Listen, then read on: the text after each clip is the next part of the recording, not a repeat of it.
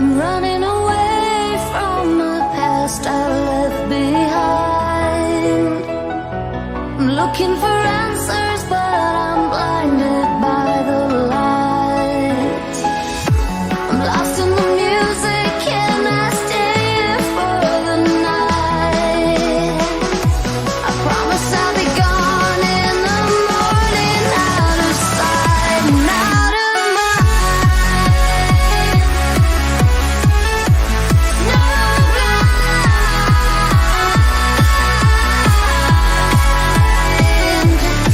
of sight and out of mind.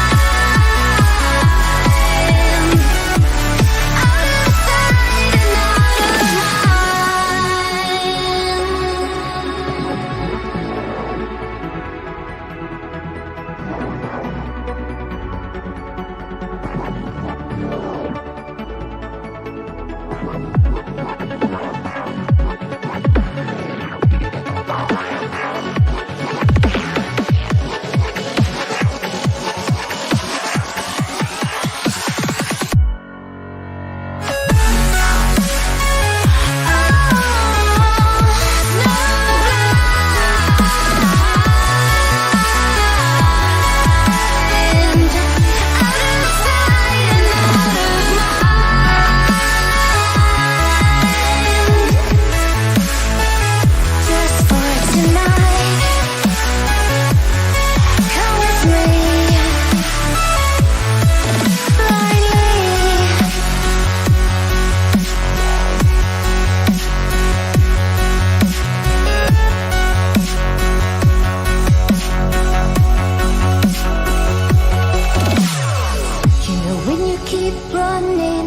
your legs are standing still.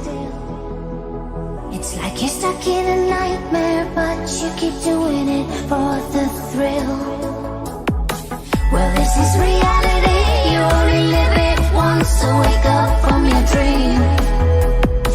But just for tonight, let the lines get blurred, let your thoughts be free, let your thoughts be free.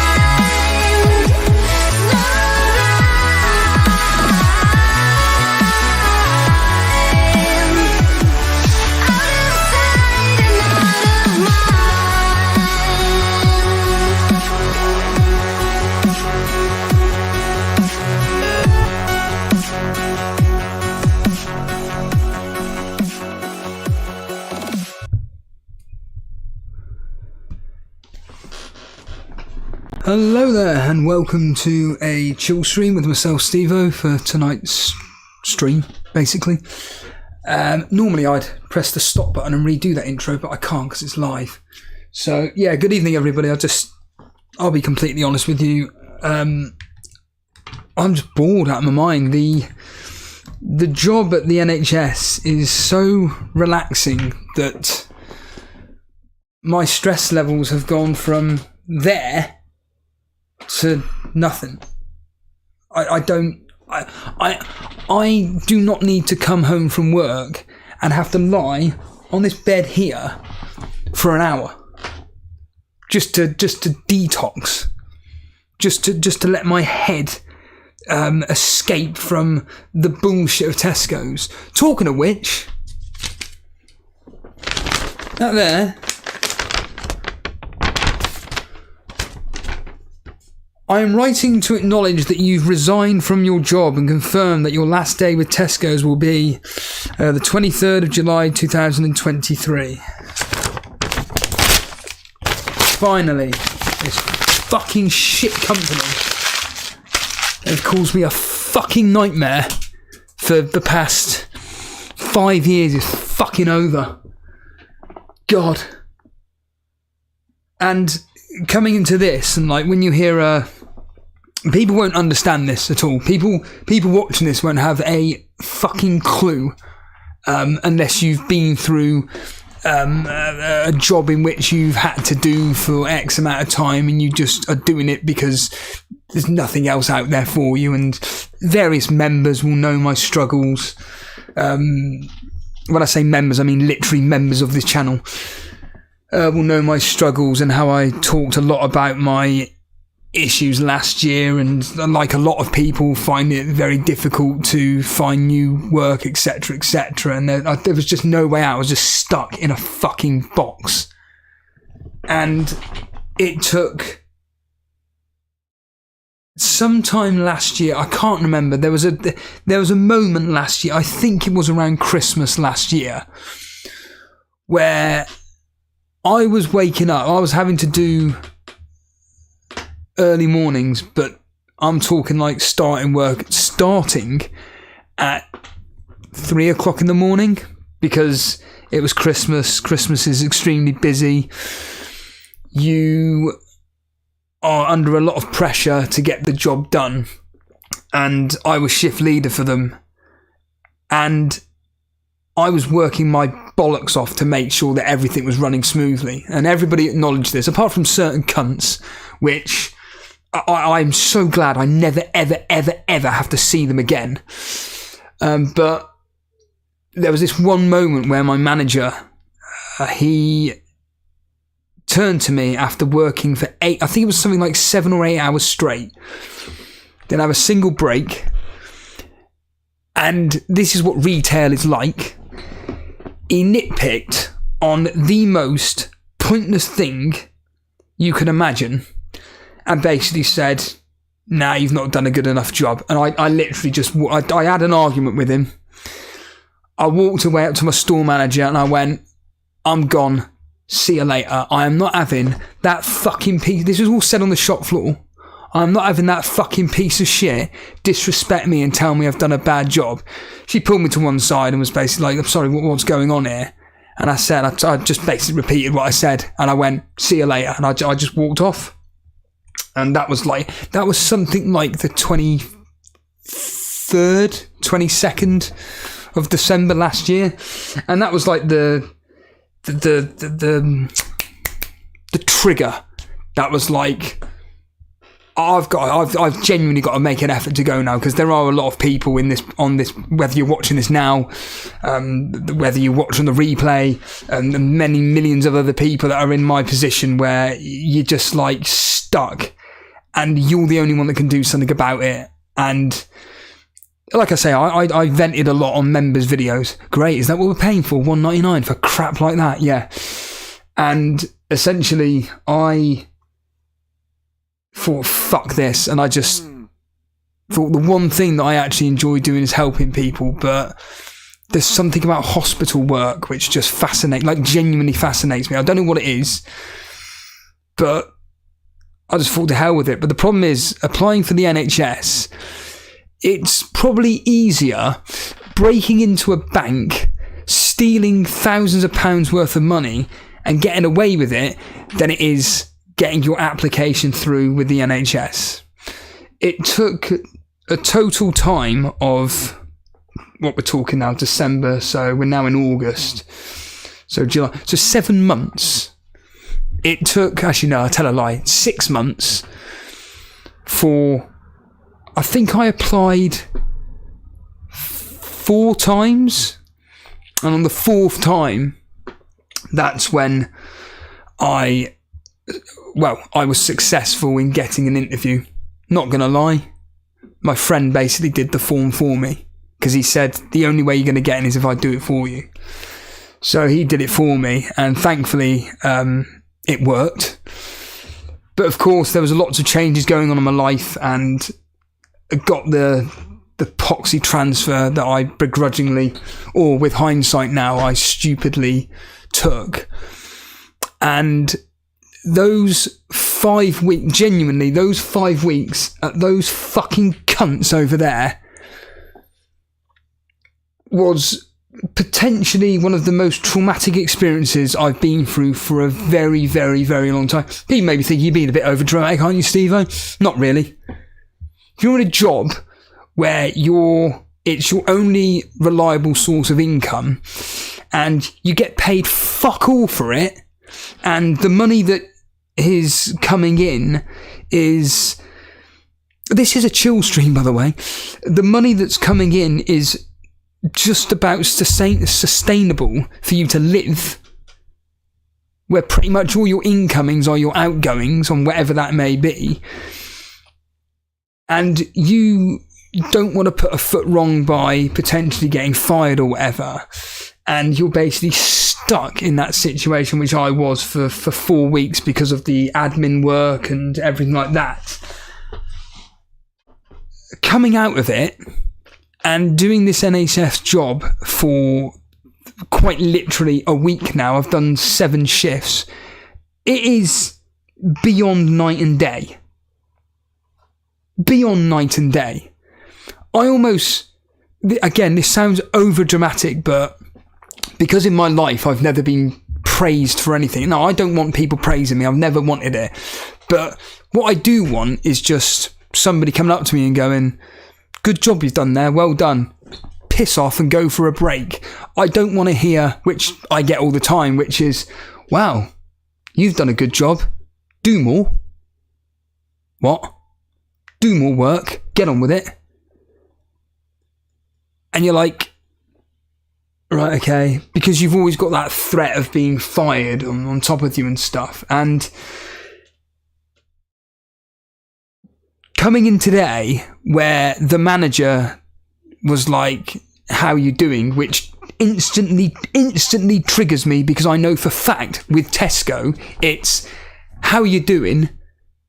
And then you say, yeah, fine. And then it's, right, I've got this for you to do. All on your own. And you're like, I mean, I was within reason motivated coming into work today. Now I've seen you, I'm literally not interested in doing this. I'm so demotivated now. I'm demoralised. As my mate Coyle says, I'm just demoralised. And when my manager today says, how's it all going? Are you enjoying this job? And I was like, yeah, I'm really, really enjoying it. And she said, oh, good. That's really good to hear. I'm happy. I told you it'd be easy. And I'm thinking, right, where's the punchline here? Where's the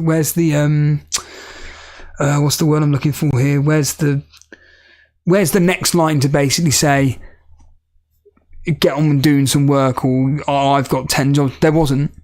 It was genuinely, that's really good to hear. Oh, by the way, I've got some new trousers for you. Can you just sign this piece of paper? Oh, I've also got some good news. I've got these login details for you. Do this. I nearly wanted to cry. Because all that traumatic bollocks I've had to put up with from that cunt of a company, for me now to actually be praised for work. I've already been told by members of staff that you're one of the hardest workers we've seen. I had a bloke today literally say, I've never seen this area so clean since I've been working here. I've just cleaned some steps. Yeah, I know, but no one takes the time to do it. Yeah, but it's my job. You know, I sent my brother a jokey photo today I took of an area that was a complete mess, like papers. I mean, I don't think you'll be able to see it on here, to be honest with you.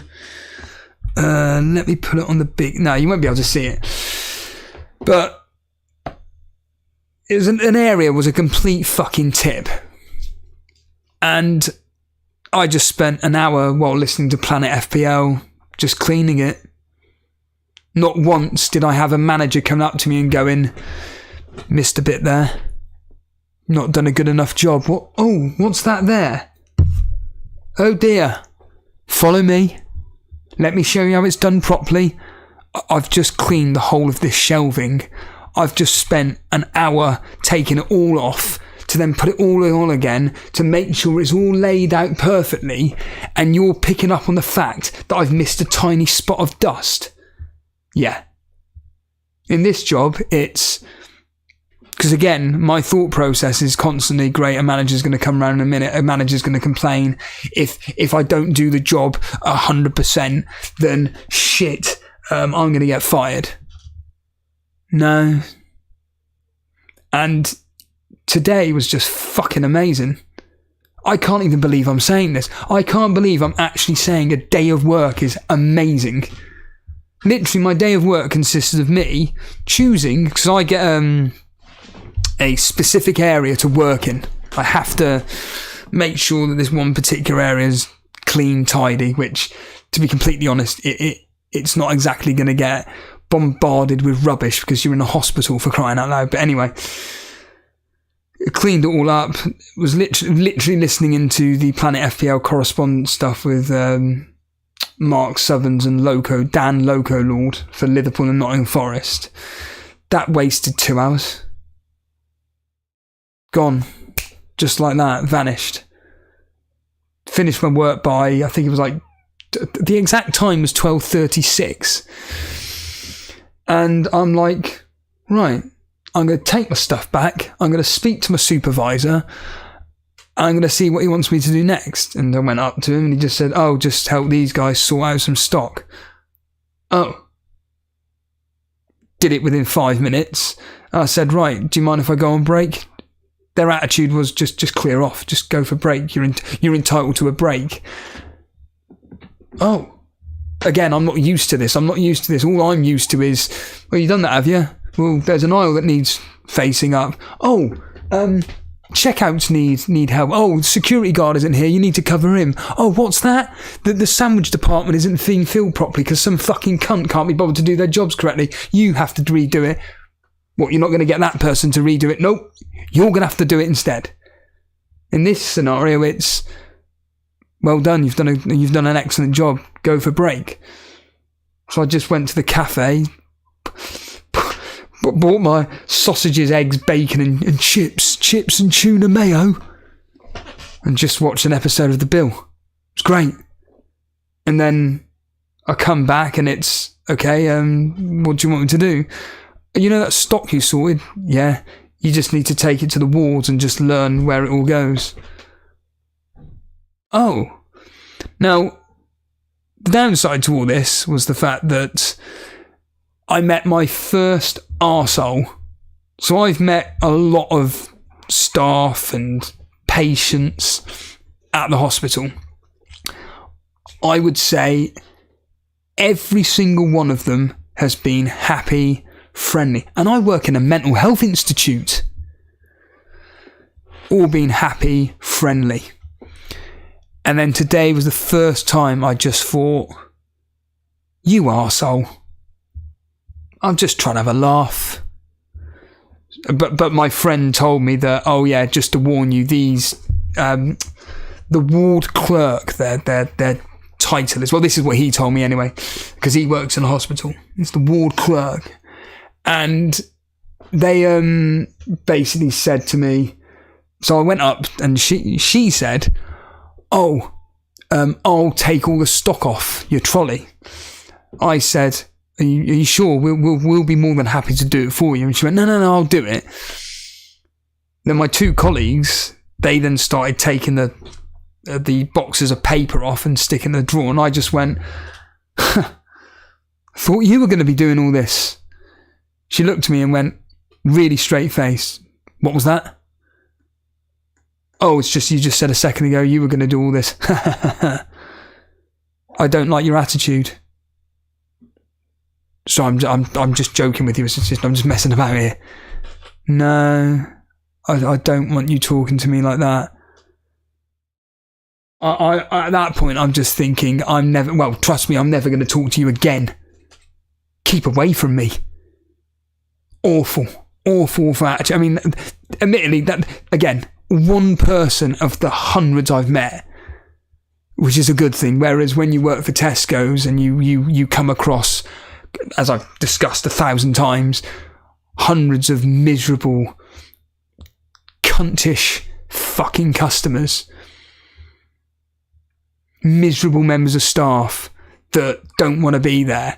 It just grinds you down to the point of where, like I said, last season was just misery and going completely full circle with all of this. Hence why I didn't want to do any of these streams. I didn't want to do anything. Hence why I'd go to a fucking graveyard and just sit in sit in silence for fucking 30 seconds. Just so I could get some fucking peace. Now, it's... even today, when I finished my shift, I said to Jason...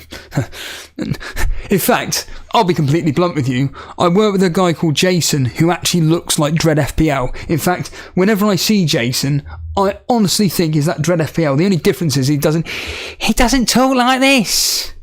Well, you gotta understand, mate. Like every southern Londoner does. Yeah, but Steve-o, mate.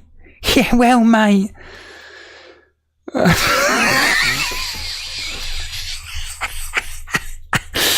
But yeah, Jason just said, I just said to him, look, mate, so we got a guy called Jason who looks like Dread FPL. Yeah, I know, convoluted. So I spoke to Jason and I said, dude, you're obviously finished now. I don't want to hold you up. Literally is all I have to do is just put the van away, put the shutter down. And he went, yeah, that's it.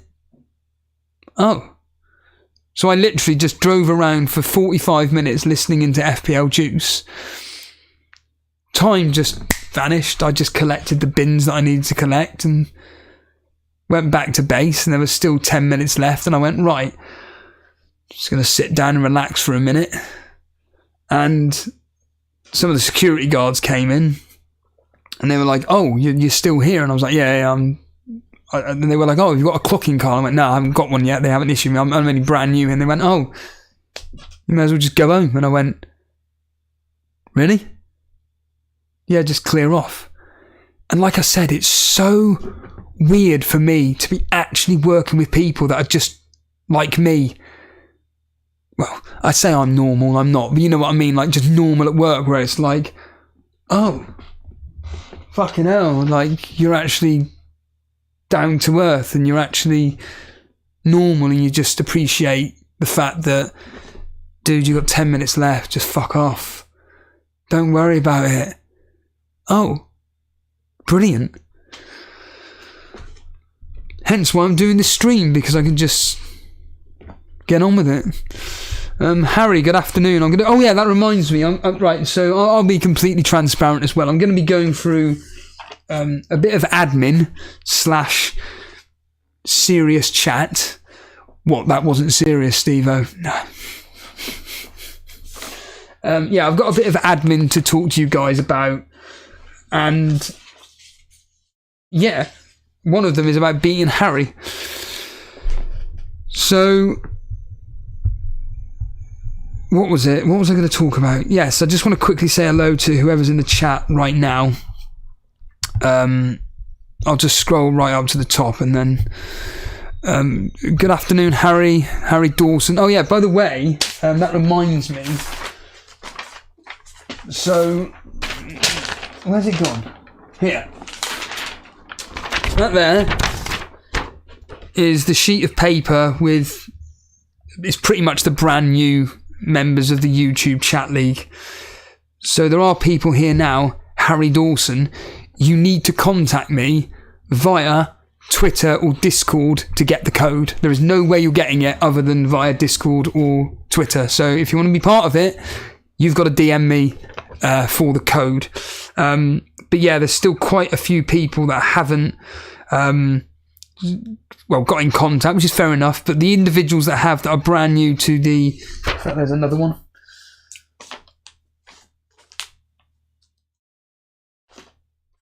Yeah, that have actually signed up are Firetog, Falavina, Phil Stones, KDB17, PK7, John Hayes, Brew, Mr. Reed, FPL Harry, Madeline Tudor, Jonathan Mahoney, Cinnamon, Kevin Kelly, PM, Matty Win a lot, Mr. Scruffy misses a lot, Armand Dillon, Andrew Ferguson, Max Roberts, Nick Sharp, Connor No Soccer, Natasha, Dally Pool, and animations. So there's still quite a few people here. I did see Fozzie's name. I don't know, Fozzie, if you saw me. I DM'd you about the code. But yeah, there's still quite a few people here, which, again, I appreciate. Again, another one, Hussein. I have sent you a DM, but you haven't looked at it, which, again, I know people are busy and everything. I'm not trying to... You don't have to join the YouTube League if you don't want to. I'm really not fussed. But it just means less competition against Harry. But, yeah, these guys... So as it stands right now, we've got Christos, Andre D, ABJ, A. Dawson, Vince Chapman, Fozzie, Kazali. I've seen, in fact, Kazali's there. Kazali. Who else is here? Hussein, Harry Dawson, Kick Your Ass TV, Colm Vogler, B. Yakov, and FPL Sparta. All of you need to contact me, because the reality of the situation is that if you're not in there by game week 1, you're not getting in.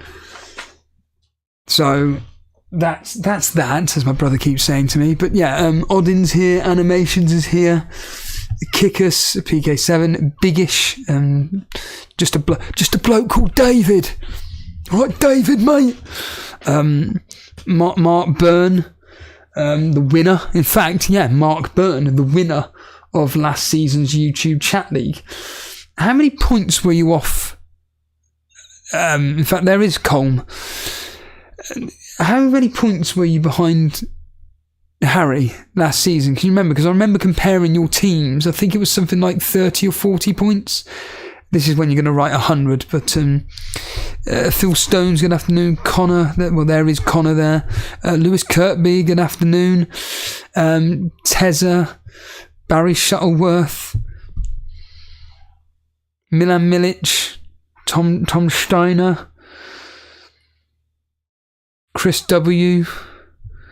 Yeah, good afternoon. Welcome. Like I said, it's just a chill stream, but I'm just going to be going through with everything here, just to essentially go through some admin. So that admin is as follows. So I need to ironically I need to check my DMs on Discord quickly to see something. Yep, don't need to look at that. So it is as follows. You replied to my message. I can't even see.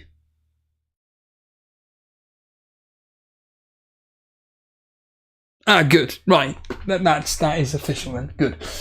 I just need a clarification on that. So this here, piece of paper here, this is something that Gabrielle Derop sent me. So Gab is one of our moderators, and again, I really do appreciate individuals actually watching these streams, and we've got several moderators that make sure that there's no hooky business. And he sent me a screenshot of all the winners of the previous leagues that we put together since the 2019/2020 season.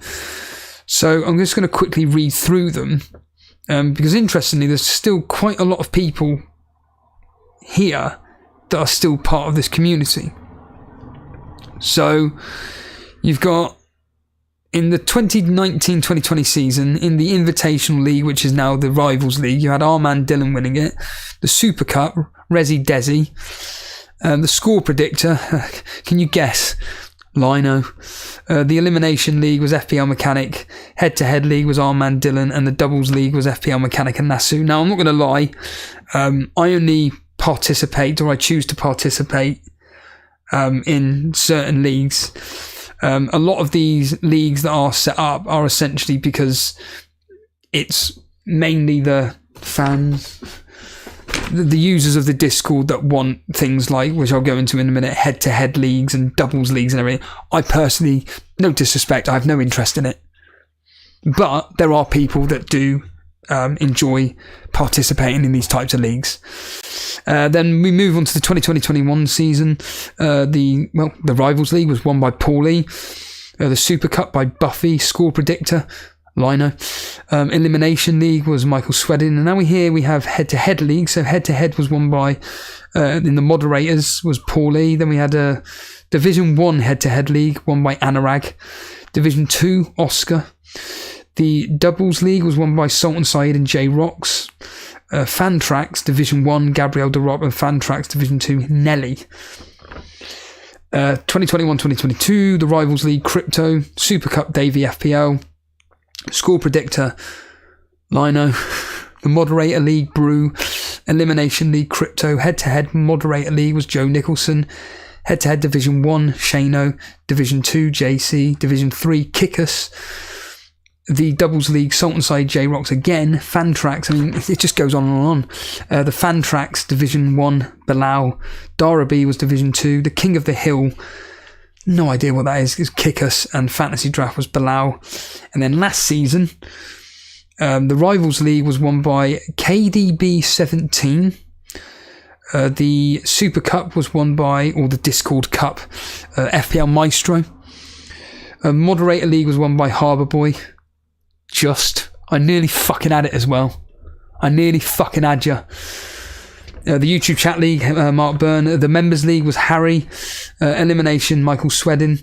Royal Rumble League, the infamous Doubles League, KDB and Bruno for the Ballon d'Or. Fantrax Division 1, Bilal. Division 2 was El Mako. Draft, Harbour Boy. And King of the Hill, JC. In the words of Steve Merchant, blimey. Christ all fucking mighty. Sorry,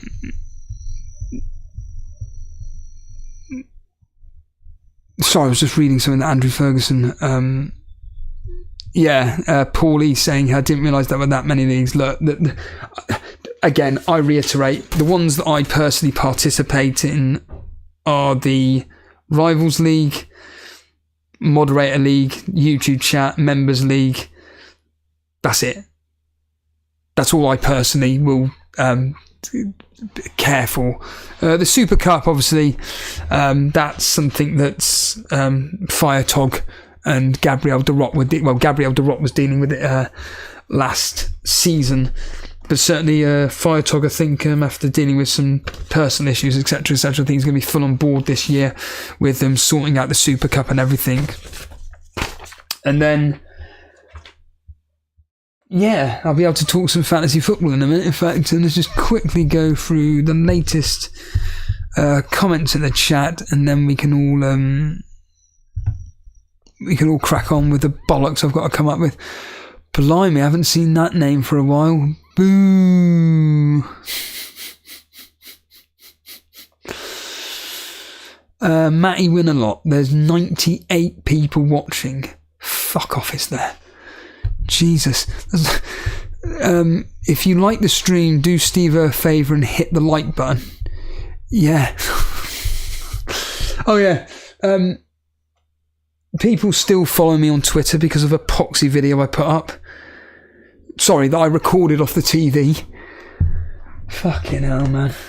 I like this guy. He's really funny.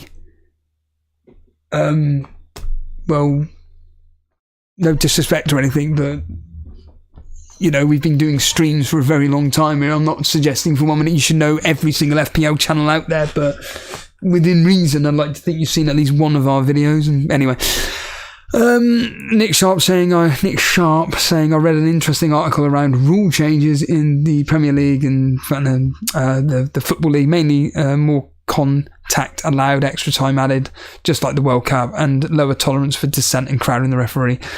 Yeah, like all these rules, at first it goes mad, and then everybody starts complaining about it, and then in the middle of the season it kind of starts settling down, and then by the end of it it's like, why didn't this happen at the start of the season? You watch.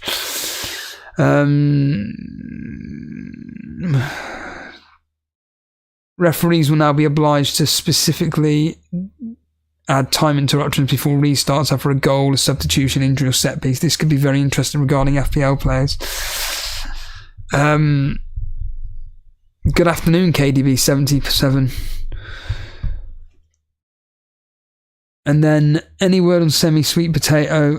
I'm not being funny. I think, like a few people, Guna, I suggested you you rewind. I seriously suggest you rewind 25 minutes.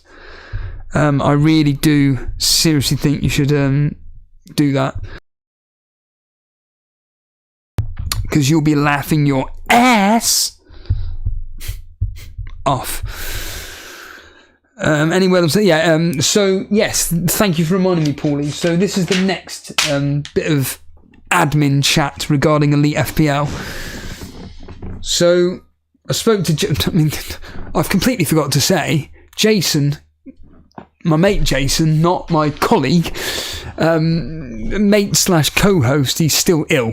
So I just thought, well, again, I can do these streams, but also the fact that I kind of said that we were kind of going to be hopefully doing it, and then he said he couldn't do it, so I'm like, oh, okay, fuck it, I'll just do a stream.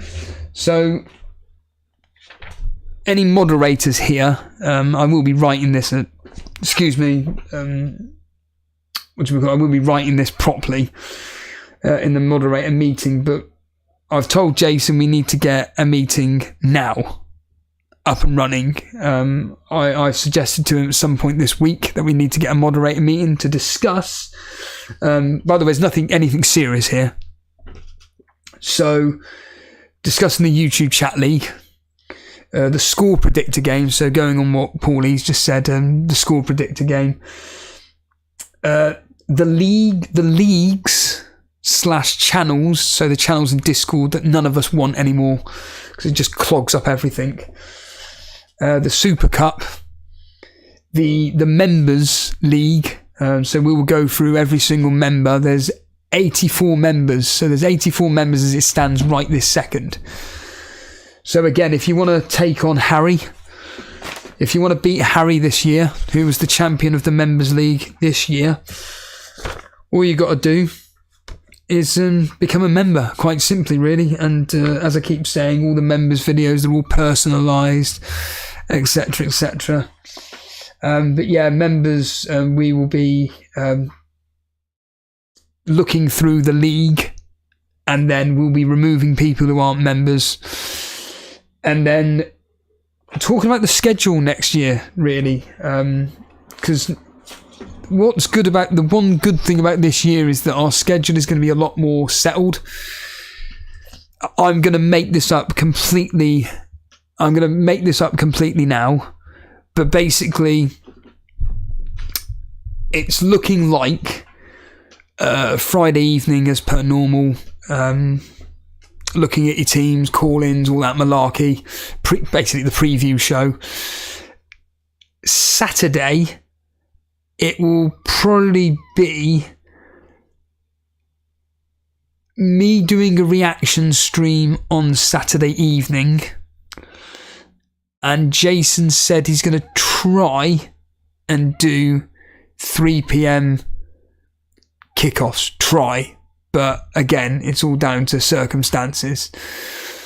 Sunday, I'll probably be streaming the important games. So I'll be trying to stream the important games that affect, well, basically the Rivals League, the Members League, and so on and so forth. And then on Sunday, it'll be Sunday Surgery. So Sunday will be Sunday Surgery.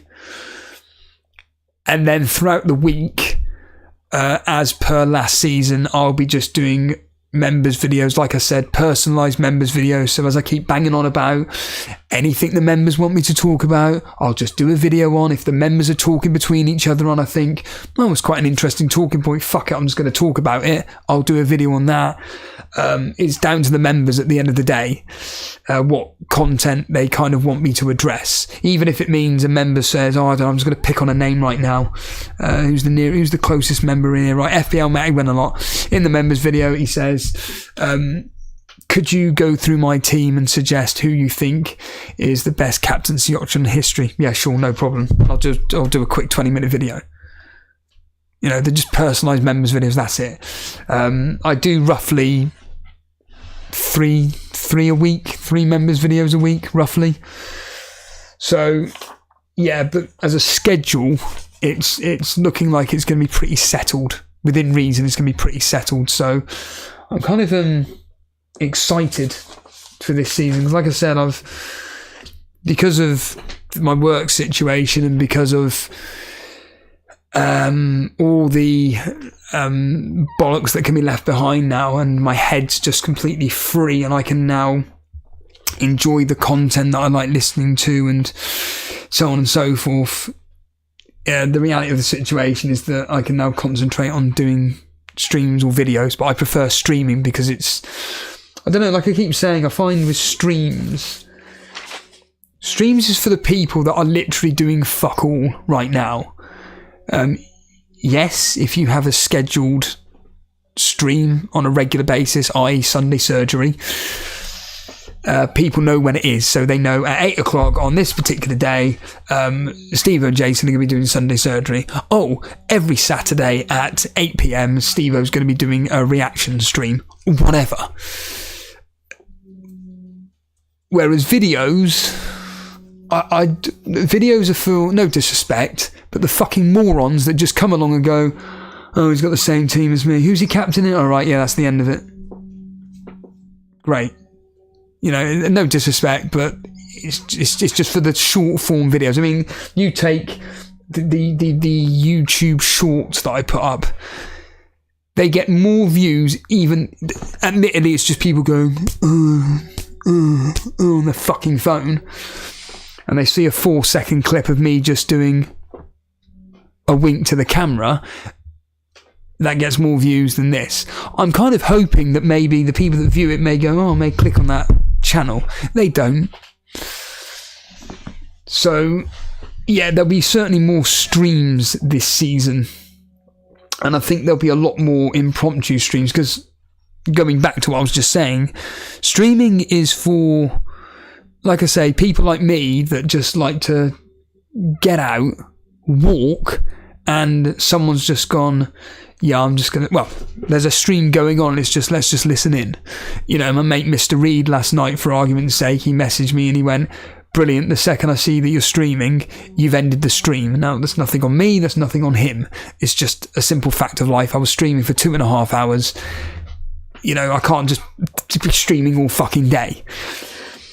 But for most people, I think most people in the same boat as me, where it's just like, oh, Elite FPL's live, let's just put it on in the background, it's just radio noise, whatever.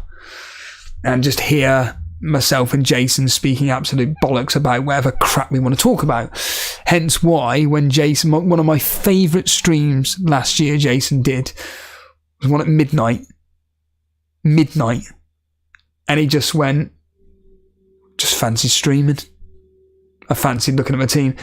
And they spent more time talking about crypto and AI than anything else. And do you know what? I really, really enjoyed it. I really enjoyed listening into that stream. Now, I wasn't listening into it live, but I listened to it at work, and it's the same difference, really. So, and especially when it's live, people can just dip in and out. And, you know, I just kind of think about my own behaviour when it comes to live streams. For instance, like with Mark Goldbridge. Admittedly, he's covering something which is a football match. Obviously, it's usually Man United. But I really enjoy just going out for a walk while listening into Mark Goldbridge. I think it's fucking brilliant. Now, I may have my particular issues when it comes to his reactions and stuff, but overall I really enjoy Mark Goldbridge's stuff, and I'll be tuning in.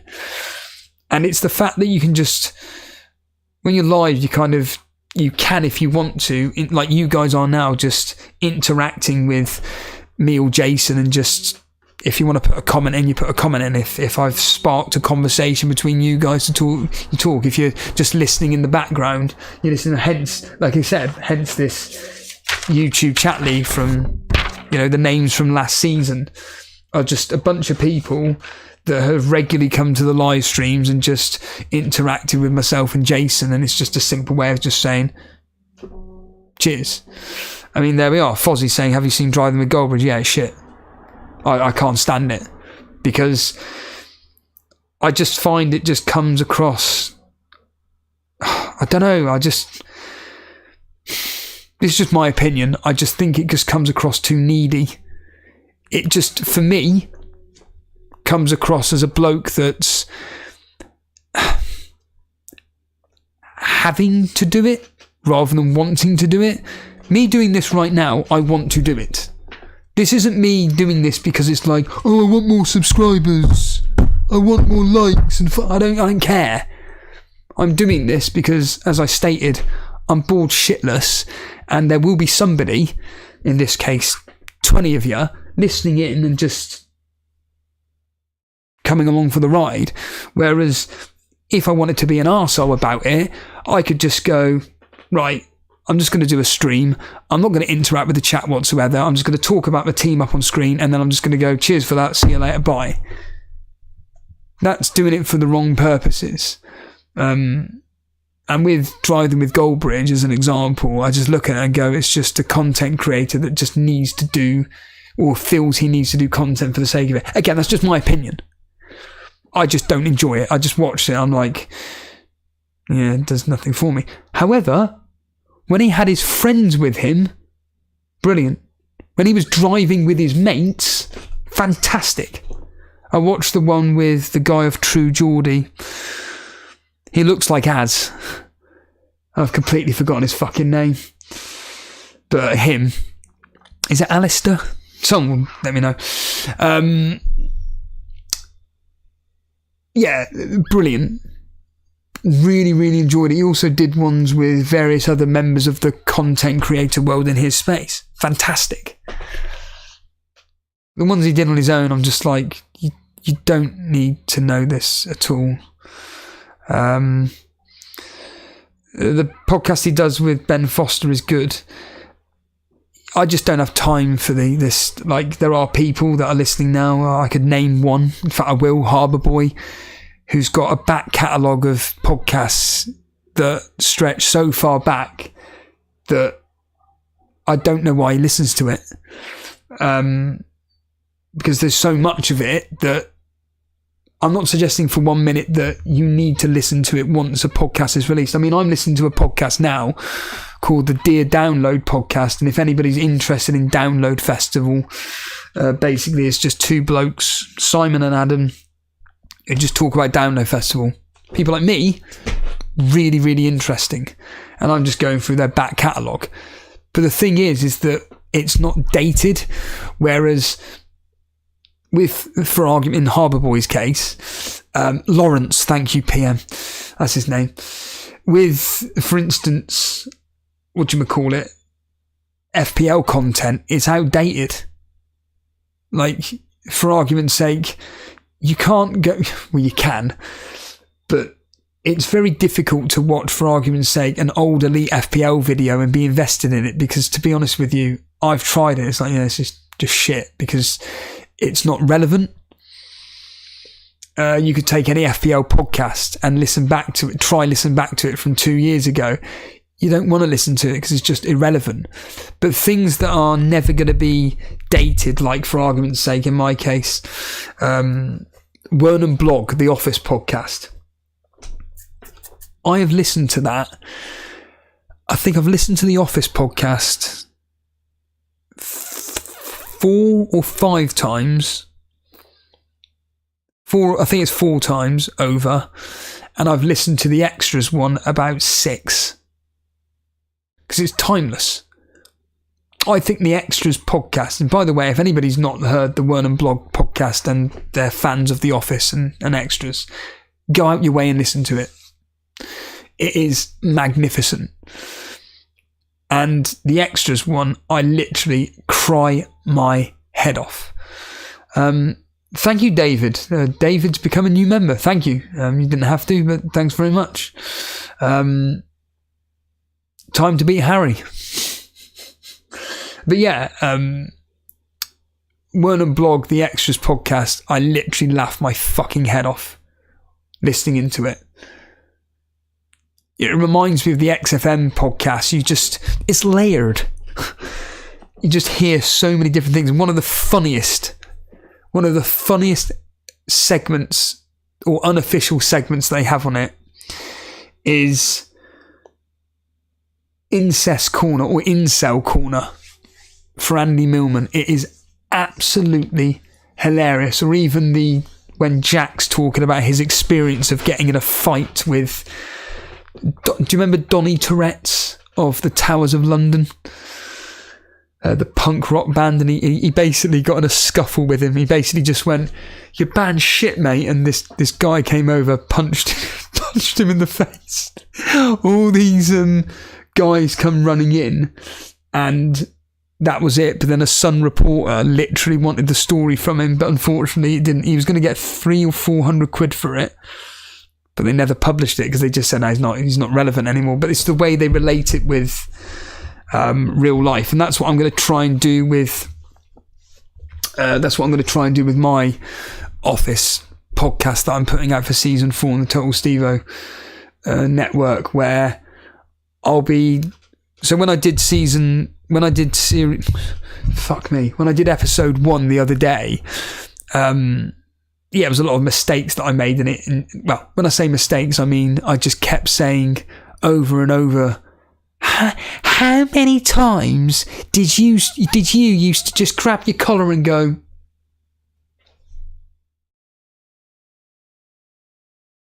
get on my nerves? Even me saying it was getting to the point where I had to edit myself within the actual podcast itself by stop saying how many times, as a simple example. But what I was doing in episode 1 is every single scene I would basically just say words to the effect of, I've been in this situation, and then I relate it with what's gone on in my life. People are going to think it's terrible, but I'm not a professional. It's just a bloke talking about one of his favourite ever shows, and then when it comes to, I can't wait to do the extras one, because I'm just going to equate it to Elite FPL. So with The Office, it's obviously based on a workspace environment like what we're all in, and you've got the different characters here or there.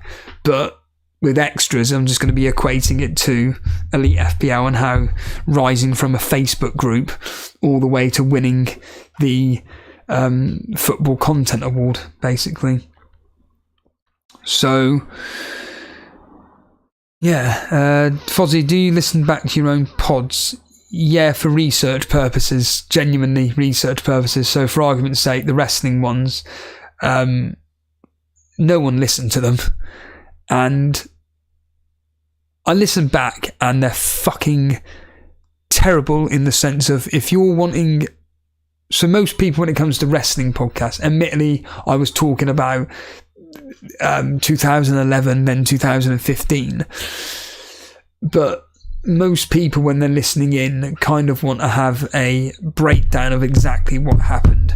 I can't do it. I haven't got the fucking time. And when these Raws were like 2 hours and 20 minutes long, I ain't got the time for it. I ain't got time. And sorry, let me clarify this. I have got time. In fact, so I got The Last of Us on Blu-ray the other day. I think it's absolutely fucking mental how good it is. And it's magnificent. Now, each episode is an average of an hour. But, I'll watch 2 episodes. 2 hours just vanishes. Because why? Because it's entertaining, it's enjoyable, it's fun. Well, not necessarily fun, it's just entertaining. WWE 2011, I'm ripping my fucking eyeballs out. It was awful. But I've got to watch it for a poxy podcast that no one listens to. So after 70 episodes of doing 2011 WWE, and the only time I enjoyed it was between July and August, when it was the CM Punk, Summer of Punk, when he was up against John Cena and then Triple H. Once that rivalry ended, it was some of the worst television I have ever seen, and I couldn't deal with it anymore, and I'm just like, why don't I just listen to Mags and just stop doing it? So I just decided, let's do 2015, and 2015 was even worse. Even worse. I thought I was going to be in for a good time because Royal Rumble 2015 is really good. Like, genuinely really good. But then I saw the following Raw, the official Raw, not the one that was snowed off, but the following one. It took me 3 or 4 days to watch it, so I couldn't deal with it. It was just terrible. And I realised, what am I doing this? Why am I punishing myself talking about something I can't stand? It's fucking difficult. Yeah, I can give an opinion on it. I can genuinely give an opinion on it and say, I really didn't enjoy it because of X, Y, and Z, but people don't want to listen to that. People just want to, in this specific case, they want to hear someone talk passionately about something they enjoy. They don't want to hear someone moaning about how crap something is, or they want to hear about my day at work, or how a OnlyFans star called me out. She never got back to me. In fact, I'll do a Tim from The Office. She said no. Yeah, that fucking cunt. Absolutely hilarious. Essentially, if you don't have a clue, an OnlyFans, one of the biggest OnlyFans channels called me out, which was great. In fact, it was hilarious. And she wanted me to go to her studio to record a podcast, and I went, fine, let's do it. She even offered to pay. She said, I'll pay for it. Don't need to pay. I'll happily just come. You don't need to pay for it. I'll come down. Never got back to me. Anyway. God, what are we talking about here? SummerSlam is going to be great at the weekend. I don't know. I cancelled the network because the network is absolutely fucking appalling. Awful. 3 Patavirome. Punk versus Cena Money in the Bank. 2011 Money in the Bank is one of the best pay-per-views I've ever seen, along with... Why do I keep forgetting it? In 2006, the one for One Night Stand, where it's RVD versus John Cena. That pay-per-view is fucking incredible. That Money in the Bank... And there's another one which I absolutely love. Royal Rumble 2000. Just every match is insane. Yeah, I'm going to talk about FPL for a second.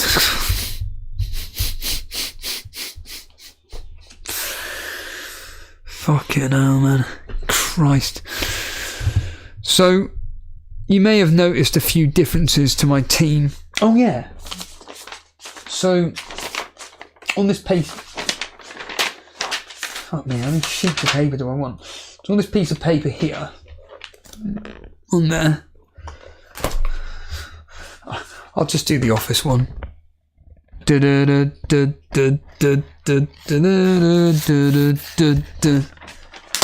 Fucking hell. Yeah, I've written down here... the teams which are template that people like myself and you and anybody that wants to play this game seriously kind of need to do. I've then gone with a category of rank risers / monitor / seriously consider, and then I've got rank killers. So the teams that I believe that, I mean, I'm stating the fucking obvious. The teams that I think that we should be getting on for the opening few game weeks are Arsenal, Man United, Man City, Brighton, Chelsea, Crystal Palace and Brentford. However, the teams which I genuinely think could absolutely blow us out of the water and could do some serious damage, and I think this is what the, shall we say, the casuals will be looking at, are going to be Tottenham, Liverpool, Aston Villa, and then these next teams I've put in there because they've got, within reason, decent fixtures, within reason. Everton, Luton, Sheffield United and West Ham. And then for rank killers, basically teams to avoid, don't even bother going near them. Fulham, Bournemouth, Burnley, Wolves, Nottingham Forest, Newcastle. Again, this is based on the first 4 to 6 weeks. And, you know, on the template team, how many Arsenal have I got? 3.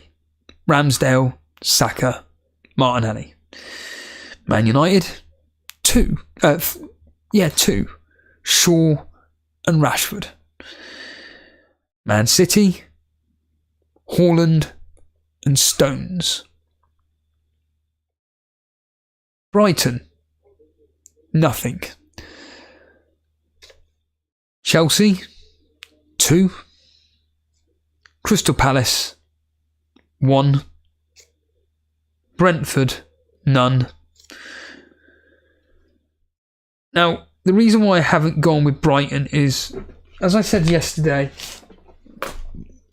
I say I haven't, but my biggest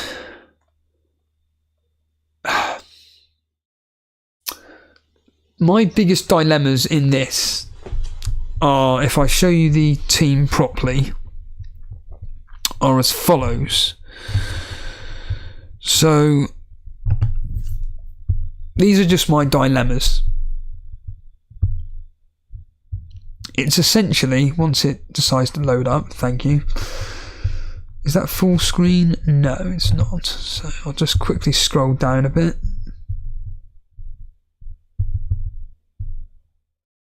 There we are. Right then. My OCD's kicking in. Go up a bit.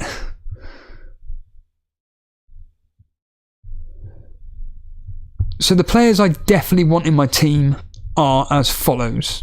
These are the players I definitely want in my team.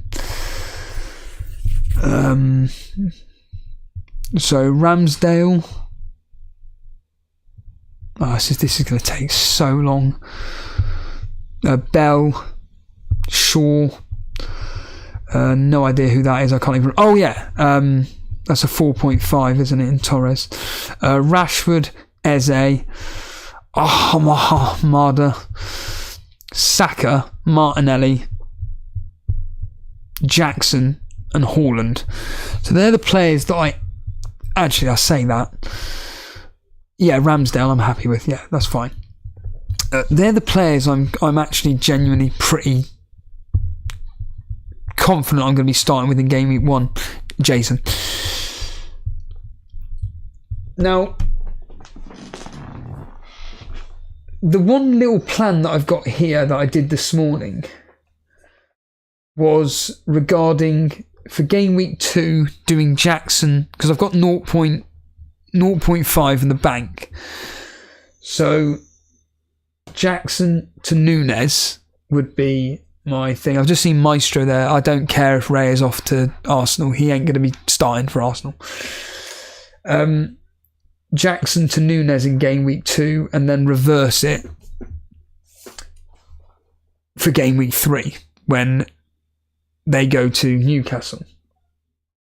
And this is all kind of based on what I was talking about last night, if you bothered watching or listening, which was the history. And essentially, I was looking at the history and I was thinking,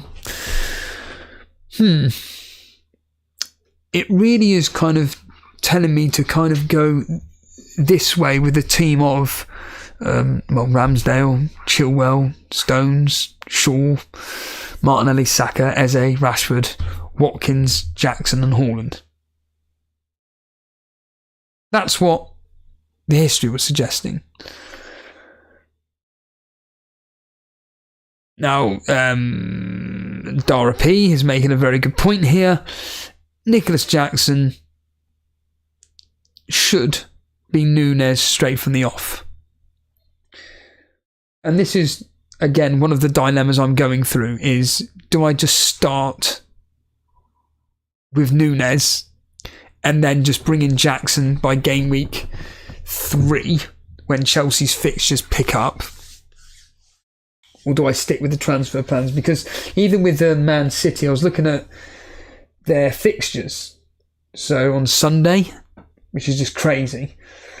When is the 6th? So on the 6th, they've got the Community Shield, haven't they? Where is it? Yeah, Sunday. Fucking hell. So Sunday they've got the Community Shield. Then on Friday it's Burnley. Then on Saturday, following week it's Newcastle away. At home. And then it's Sheffield United away. And I was looking at the defenders' minutes last season. And Akanji is the one who is, I think, the most secured of all the defenders. He played the most minutes last year. He seemed to just continuously play. He played the most minutes last year. Diaz and Aki and Stones played kind of similar minutes, but because of Stones' new role and everything, I just think those fixtures, Burnley, Sheffield United, and then it's brilliant, on the wrong blasted page, and that ain't loading up. Hurry up. So Burnley, Sheffield United, Fulham, West Ham, Nottingham Forest, Wolves. You have got to be living at the mental health institute I work at to not go with a minimum of 2-Man City. You know the dilemma that we all of us have. Which ones, apart from Haaland, so which other 2 or other 1 minimum? And I'm just thinking, it has to be a defender. Yes, the likes of Foden, Alvarez are 2 genuinely really good picks.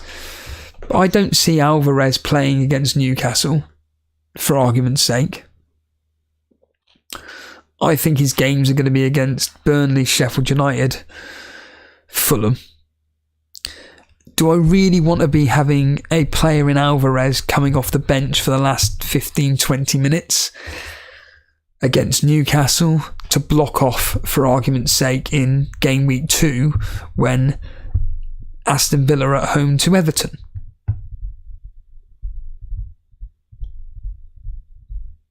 Because I'd expect a clean sheet in that game, hence Torres. I really want Matty Cash.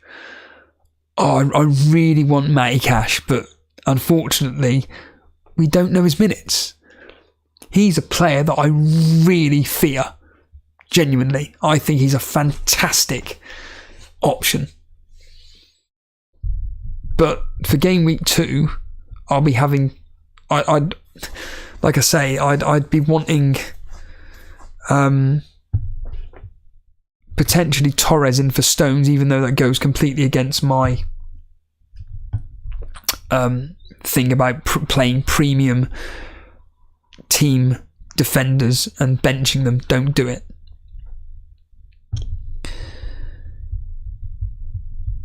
And I've completely lost track of what I was talking about. Oh yeah, booking in transfers and everything, and Stones and defenders. So yeah, I think not having 2 is just absolutely mad. Nathan Price, Burnley will struggle this season. No, he won't. Alright, fuck it. Why will we struggle this season? You explain to me why we're going to struggle this season.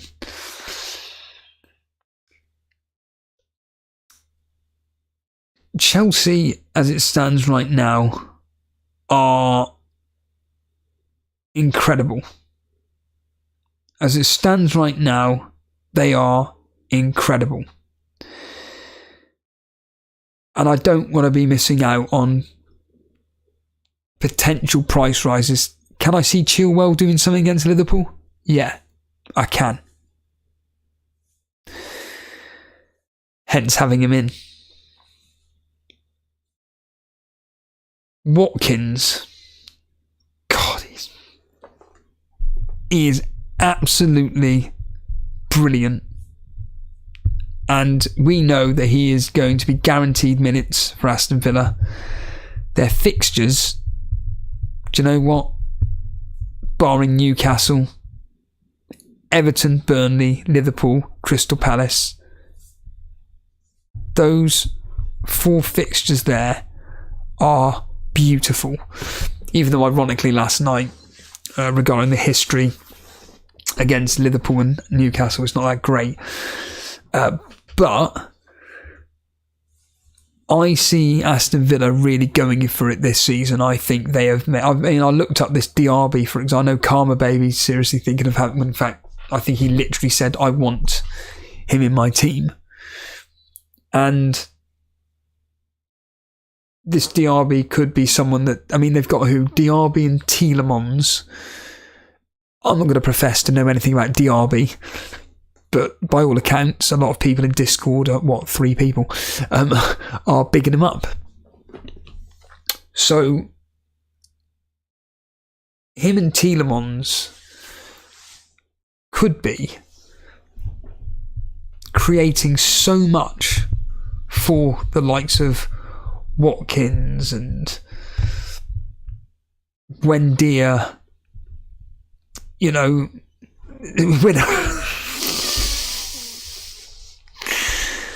whoever their front. I don't. Let me know in the chat where DRB is going to slot in. But Aston Villa are going to be, I think, incredible this year. And the thing is that the only downside to my team is those blasted price points. The only downside to it. But I'm liking the feel of this. I'm just liking the feel of this team. It's just, for me, it's really Trent versus Watkins. Wide on the left of the striker with Watkins. Right, okay.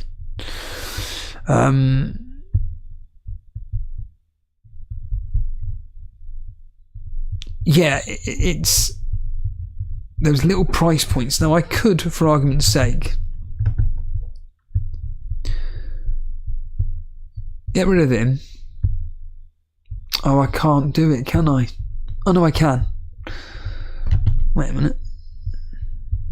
I need to type in his name, though. There we are. So without wanting to do 2 transfers in the space of... You've got Darwin in there. That covers me for the Liverpool fixture where, again, I am very confident it's going to be a high-scoring game. Hence why it's going to end up 0-0. But, yeah, Watkins versus Trent. And then, if I put Trent in there, it means, unfortunately, losing Darwin. Chilwell, which I don't particularly want to do. And it means that my money just gets less and less and less.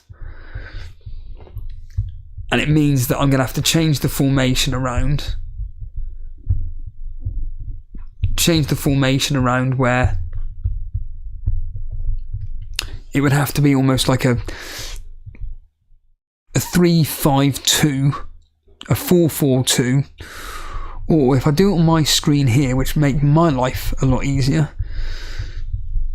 So where am I going with this? So who did I say? Darwin in.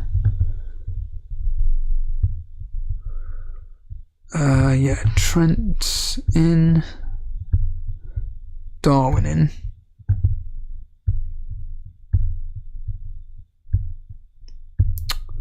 Getting rid of Jackson, sorry.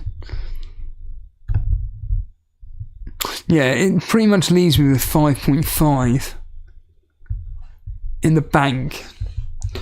Which, okay, let's drop. Maybe I'm convincing myself now. Hold on a minute here.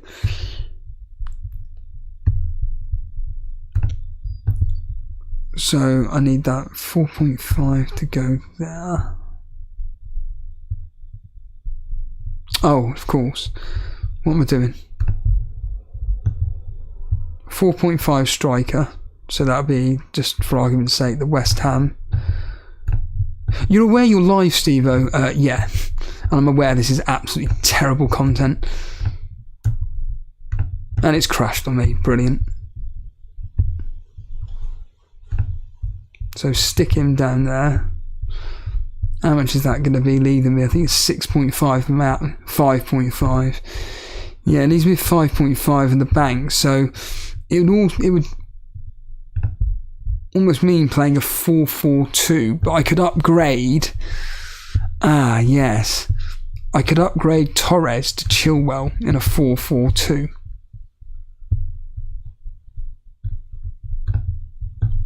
Upgrade Chilwell in a 4-4-2. So if I put it up on screen here, so just for argument's sake, just stick in Areola, it's fine. So he's there, Stones is there, and then Chilwell, get him in, and then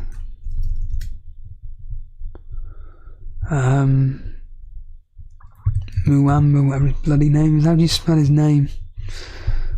Let's just go with Archer. Anybody know this reference? Archer? Scum. Ray Winstone's Scum. Ah, that's right. And then just put him in there. And it'll be a 4-4-2. So it'll be Chilwell, Stones, Shaw, Trent Alexander-Arnold, Martinelli, Saka, Eze, Rashford, Nunes and Haaland. 0 in the bank.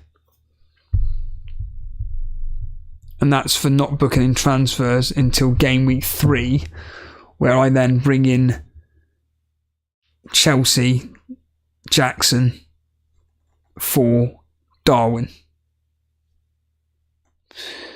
So, yeah, it's just simple little dilemmas like this, really. Hello, North Vale on Twitch. Yeah, I don't actually see any of the Twitch comments unless by pure coincidence I look at the chat on the screen here.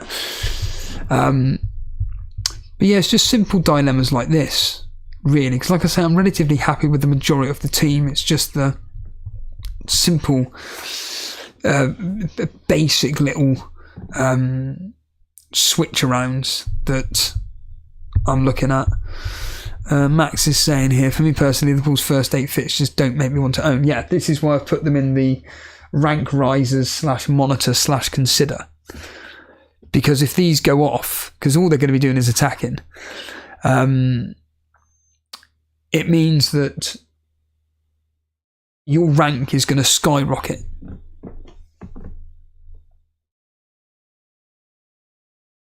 Nick Sharp, good point. When you think of players that can haul, you think of Salah. Trent has the ability to. Are we really writing them off like that? Exactly. Hello, Penguin. All right, mate. All right, mate. All right, mate. You would want Darwin to start the last pre-season game to be more convinced of his... Well, yeah, again, this is all based on monitoring minutes and various other factors as well. Nick Sharp saying, what is the hype around Torres no threat? Oh, it's the clean sheet potential. I'm not. That's why I want cash. That's why I want cash in my team. He's so threatening, Matty Cash. But the problem is that his minutes aren't particularly safe. And doing things like this where you kind of have a thought process, and like I say, I mean, I saw Brew there talking about Maddison. Look, Tottenham again are a team to monitor and seriously consider, but I can't get him in. I'm not those fixtures for Tottenham. You know, I can only go on what James on Planet FPL says regarding Tottenham, but his head's all over the place when it comes to them this season. And Brentford, Man U. Can I see them scoring? Yeah. And then it's Bournemouth, Burnley, Sheffield United. Thing is, Brew, with Tottenham, I can downgrade one of you know, if Martinelli doesn't do anything, or Saka or Rashford, I can downgrade one of the players to bring in a Tottenham one. Problem right now is that I don't know what to expect from the Tottenham team whatsoever. Is Harry Kane going to be there? Is all this talk of him leaving going to be unsettling? Is Richarlison going to be number one?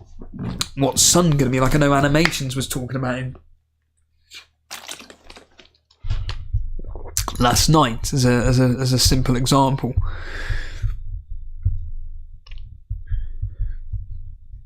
Yeah, Mr. Scruffy saying, if Cash looks nailed at win back, he's a lock in my team.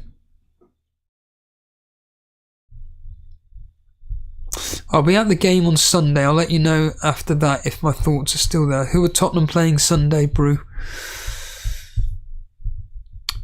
Yeah, Brew saying about it's going to be all about attack with this bloke that's in charge. And this is the thing. This is why Tottenham are a team that will be rank risers. They are going to boost your rank. So, Brew, if you're, you know, listening in, which you are, and you want to go with a Tottenham attacking player or two, you could be top of the YouTube chat league, the Rivals League, the Members League, Moderator League.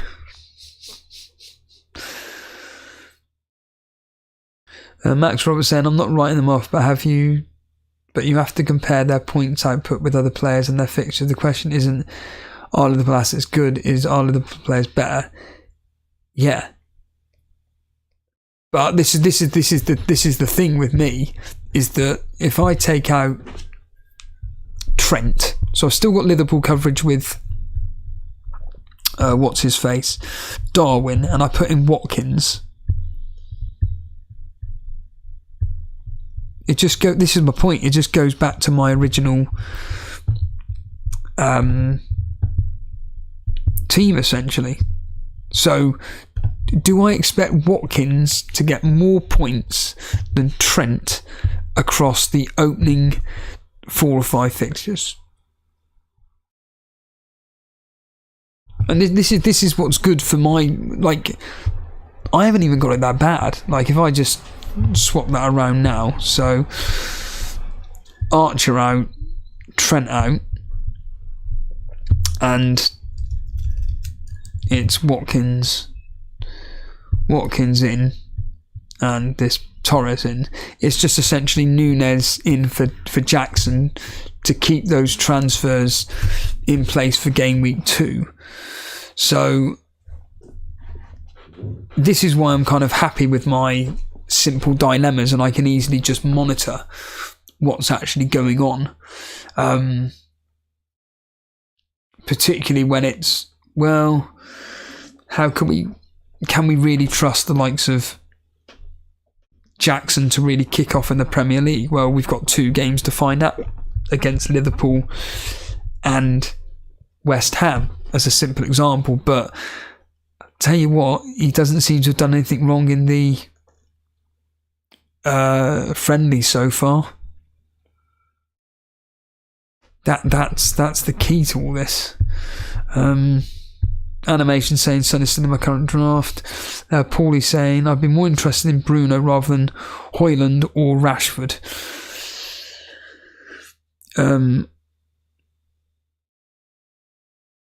Mons Acne Anderson is saying I want Tonali and Isaac, but after game week 6, yeah, Newcastle are a team which I would be again, by game week 6, isn't the Champions League and all that stuff.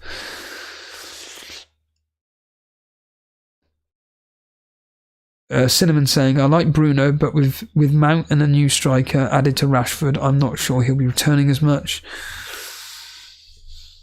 Max Roberts saying you are right in what you're saying in regards to ramping up the league with differentials. They're not really differentials.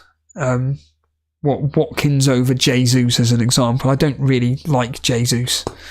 I'm more interested in fact, I've got more faith in Havertz than Jesus.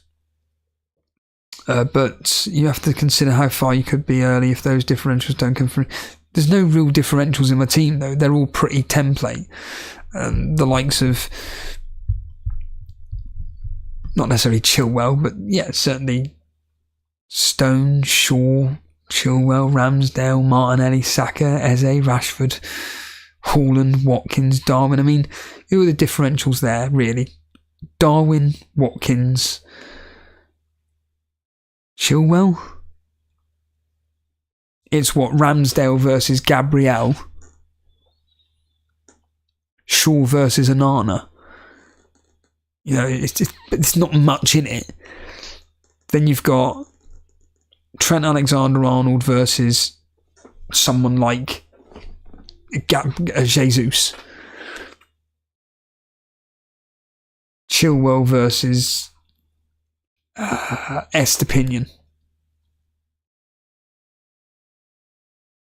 Eze versus Foden and Buemo, and who's the other one I've completely forgotten? And Buemo, Foden, and there's another 6.5, Matoma. I'm really not really interested in them. Rashford, and then you got Watkins, Darwin, Watkins versus, like I said, Jesus. Most people are playing a 3-5-2, so it's really Darwin versus Foden, as an example. So it's just literally tiny wincy differentials. Like, in fact, you're saying it there, Max. Jesus, Matoma, Buemo versus Watkins, Darwin, and Eze.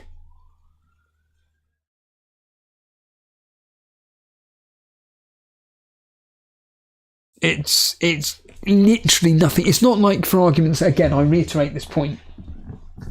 We go back to my mate from work who sent me the team of where is he here? So in fact, do you know what? In fact, why don't I just put this on screen? So my friend,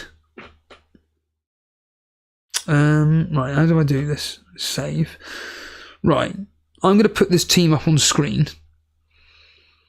People are going to be horrified by it. I talked about it last night. Oh, you idiot. People talked about it. I talked about it yesterday.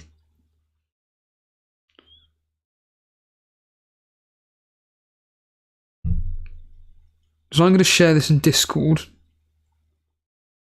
In fact, hold on a minute. Let me just... oh, you idiot. What am I doing? Discord. Team screenshots. Right, I'll put that there. So, if I go on Discord now...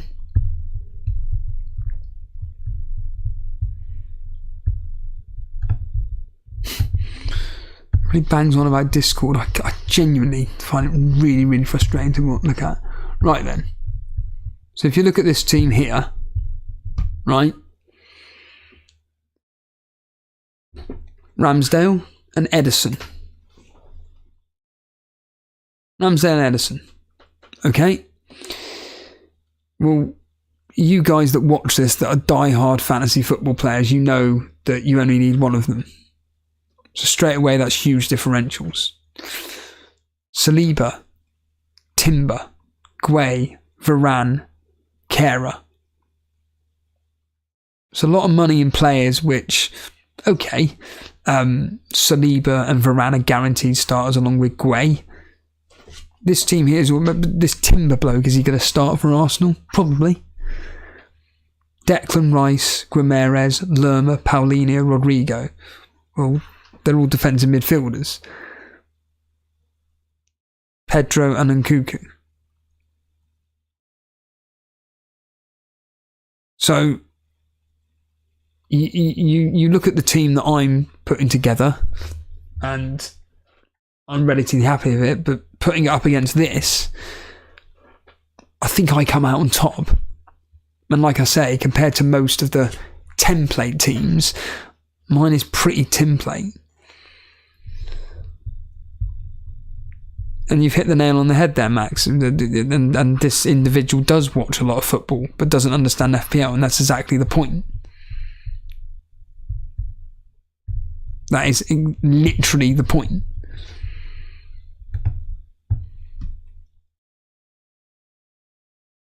And Harry Dawson, less than 1 in 4 know how to play the game. So yes, Salah is a differential based on who's picking him overall, precisely.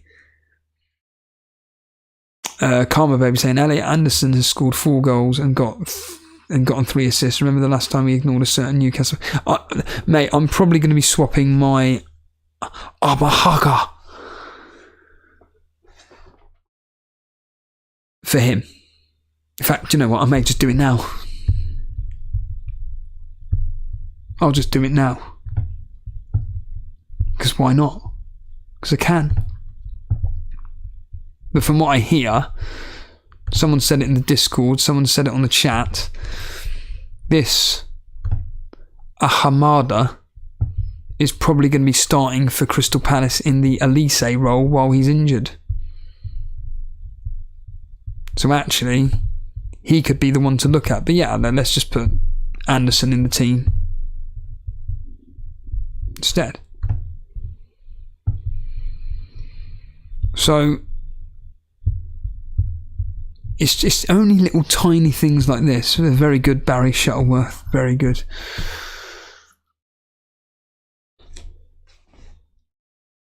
This is the point. You're all making very, very, very simple points of view. And yeah, Karma Baby, please, you do not need to comment something stupid like that. You know it's not my team. You've been watching the bloody streams. So, yeah, you're all saying like about the fact this is what people who don't take the game seriously like we do does. But this is why I messaged him and I said I was speaking about your team on the screen. And the reality of the situation is that you would be, we'll choose one of Ramsdale or Edison, and you just choose one of them. And then you only need, if you're that confident in Arsenal defence, you won't be wanting Timber, you're going to be wanting to go with Gabriel. So you have Ramsdale, Saliba and Timber, because he's an Arsenal fan. And then whichever one of those 3 you want to rotate with, that's fine. Crystal Palace, Man United and West Ham. Just rotate it. But then the midfield, I mean, there's nothing wrong with the front 3. So if you want to do a 3-4-3, fine. But Declan Rice, obviously, he's an Arsenal player, so get rid of him. Bruno Guimaraes, replace him with Almiron. Lerma, just get him out of your team. Drop him down to a 4.5. If you want a Fulham player, go with the most attacking in Andreas. If you want a Man City asset, you definitely go with, if anything, Foden. Like I say, you just replace Rice with, I don't know, whatever midfielder you want to go with. Let's just say Maddison, just to keep Brew happy. But I'm not going to, because we all know how fantasy football happens. In game week 1, the team that comes out on top is going to be something like this. You know it is. It happens every single year. You think about the mini leagues you take genuinely seriously. It's always a team like this that comes out with 70 points while the template comes out with 50. Always happens. Every single year it happens. So yeah, that's the reason why I brought that up is because of what Max Roberts is saying about my team, which is differential, but it's not differential. It's about as not as template as you want to go, but it's pretty damn template, to be honest with you. I mean, you look at Andrew Ferguson, who's here right now, you look at his team, and this is template. And there's nothing wrong with template, but this is why the likes of, and I will put Andrew Ferguson probably in this bracket, he's going to be up there with the likes of John Harris. because that team there is about as safe as it's going to get. So for people listening in on audio, you've got Flecken in goal. I'd probably advise against, but whatever. Trent, Gabriel, Estepinian, Saka, Buemo, Matoma, Rashford, Fernandes, Jesus, Haaland. How many people have you seen with that team? Well, I would argue pretty much any content creator, any large content creator anyway, which is fine. Most teams that I've seen uploaded on Twitter or on here, it's there, and there's nothing wrong with this. Again, Llama put out a poll today, and he said, how many people is in your starting 11, which is pretty much template? And I put 8. So in my team, for argument's sake, it's 8. You've got, without going over it, Shaw, Ramsdale, Martinelli, Saka, Rashford, Haaland. Okay, that's 6. Of my starting 11, that's 6. But again, I reiterate, a Man City defender, you could argue 7. A lot of people have gone with a Chelsea defender, so that's 8. So it's really pretty straightforward.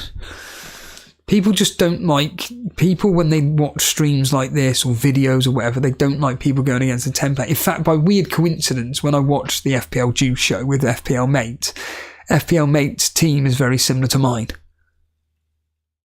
I don't even watch any of his stuff, and when he put it up, I was like, oh, it's virtually the same team as me. Now, whether he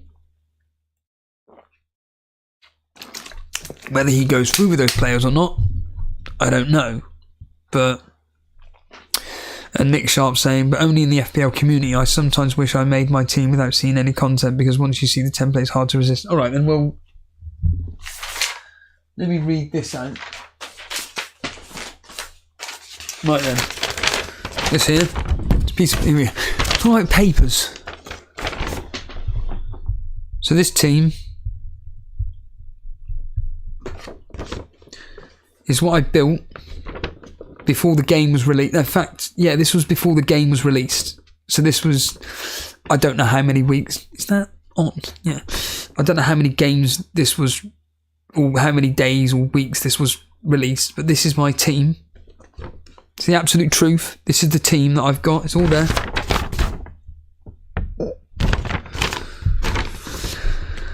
Sheffield United goalkeepers, 4.5 and a 4 million. Trent, James / Chilwell. And I've written down the prices here as well. I've written down the prices. This was me guessing the prices. Actually, I say that. Yeah.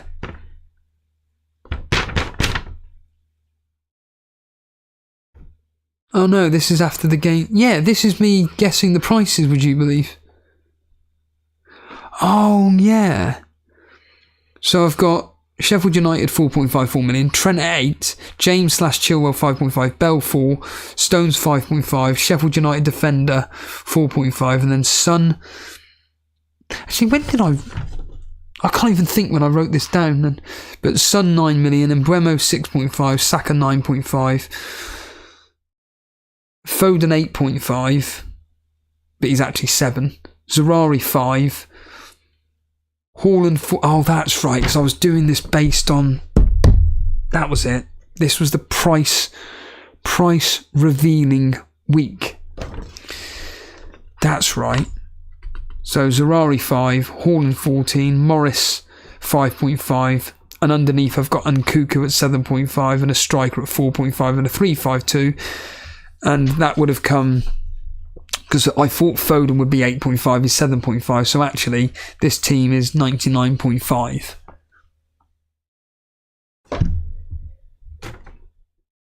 That's it. How many of those players are differential from the so-called template? Well, obviously Sheffield United goalkeepers. In theory, well, no. You got Chilwell in there, Man City, Trent, Son, I suppose, is one of them. And Zerari. Other than that, it's pretty template, to be honest with you.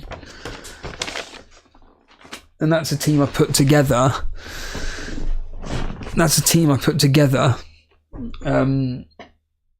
During the price reveals.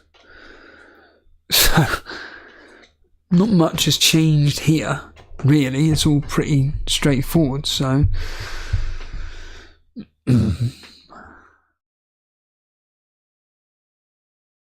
hello, Natasha.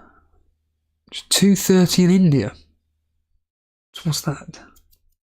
4.5 hours you're ahead.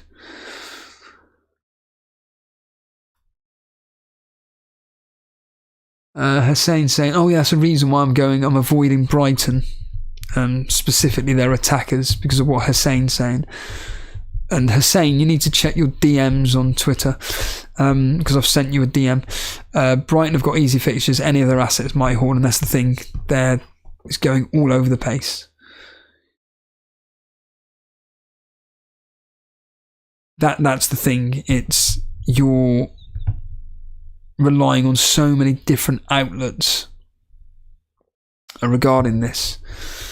Harry Dawson saying, I still like the idea of bench boost game week 1. 1 year I'll do it, freeze up the second wildcard later in the season.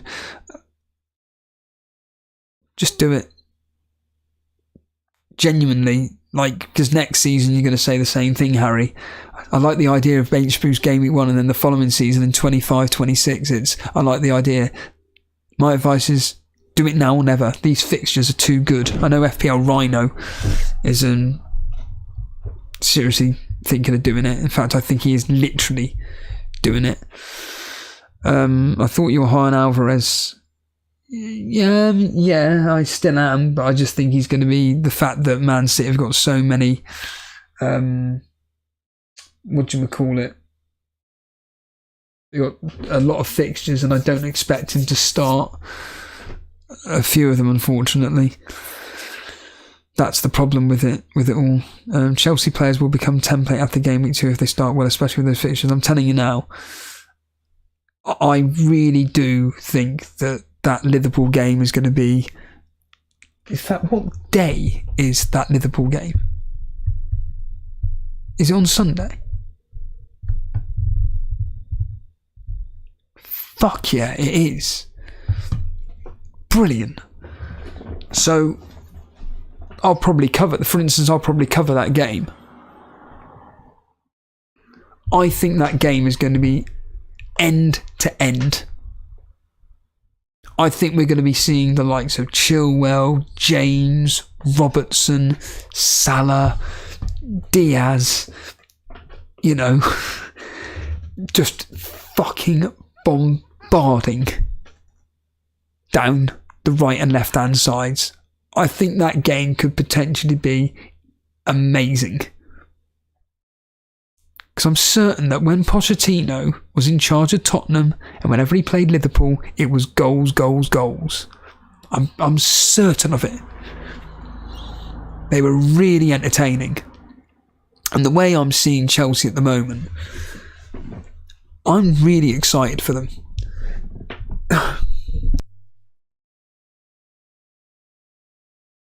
I'm genuinely really, really excited for Chelsea this year. And this is the thing. Oh, good, Hussein. It's got 2-2 written all over it. I've got it 3-2 either way, 4-2 either way, 4-3, 3-all, 2-2. Karma Baby saying, I'm worried about not owning Chilwell. I just feel sure is a better pick. Karma Baby, talk to me about cash. Fozzie saying, what does the history say? Draw. The last 4 games have ended 0-0. And the other 2 games was 2-2 and 1-1. So why no Chelsea attack? Well, you've been watching the show, Fozzie, because all these people are saying there's no point in booking in a transfer because I want a Liverpool asset in game week 2 rather than getting rid of Jackson in game week 1 to then have him for game week 2. And I've got to say, who has the better defence? of Chelsea and Liverpool. I think they're both equal. David saying Chelsea are a wait and see. Yep. Wait and see, and then best for week 3.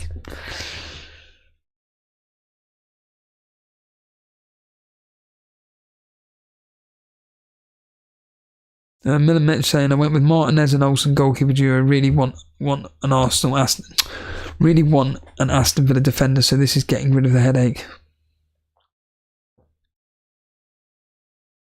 No, I know Karma Baby, he was playing at right wing, but I want to know if he's nailed.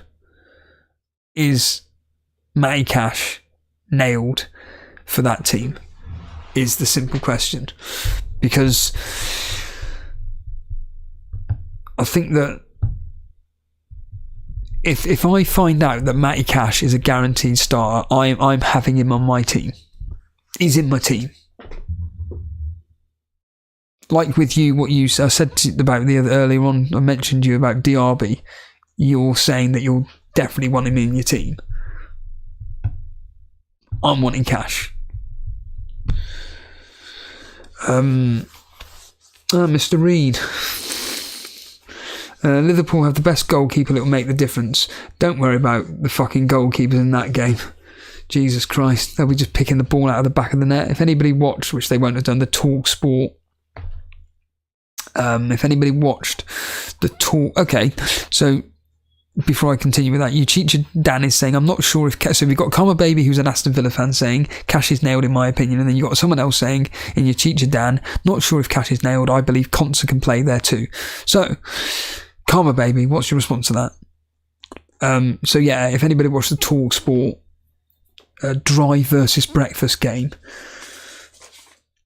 ended 16 all, and that's what's going to be happening in the Chelsea versus Liverpool game. End to fucking end.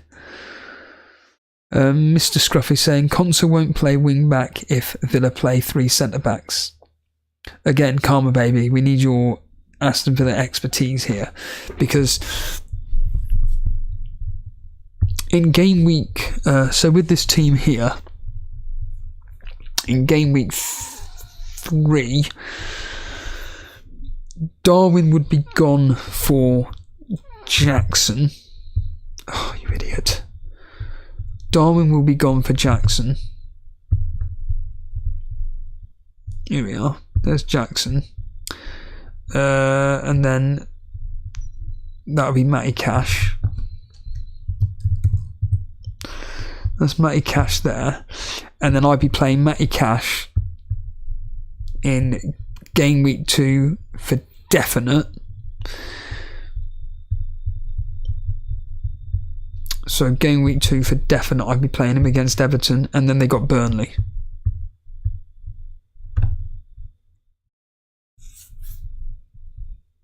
Whereas Man City, I'd play Torres. Cash, Stones, Shaw and Chilwell in possibly a 4-4-2, benching Eze against Brentford, which could be suicide, I know. But those fixtures in game week 3. So Chelsea, it'll be Chilwell and Jackson. I'd have Watkins and Cash versus Burnley. Shaw, Saka, Martinelli, Fulham.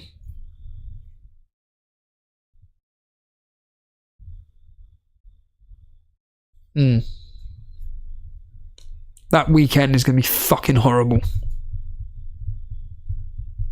And this is when I'm like, do you know what? I like that plan. I like the plan.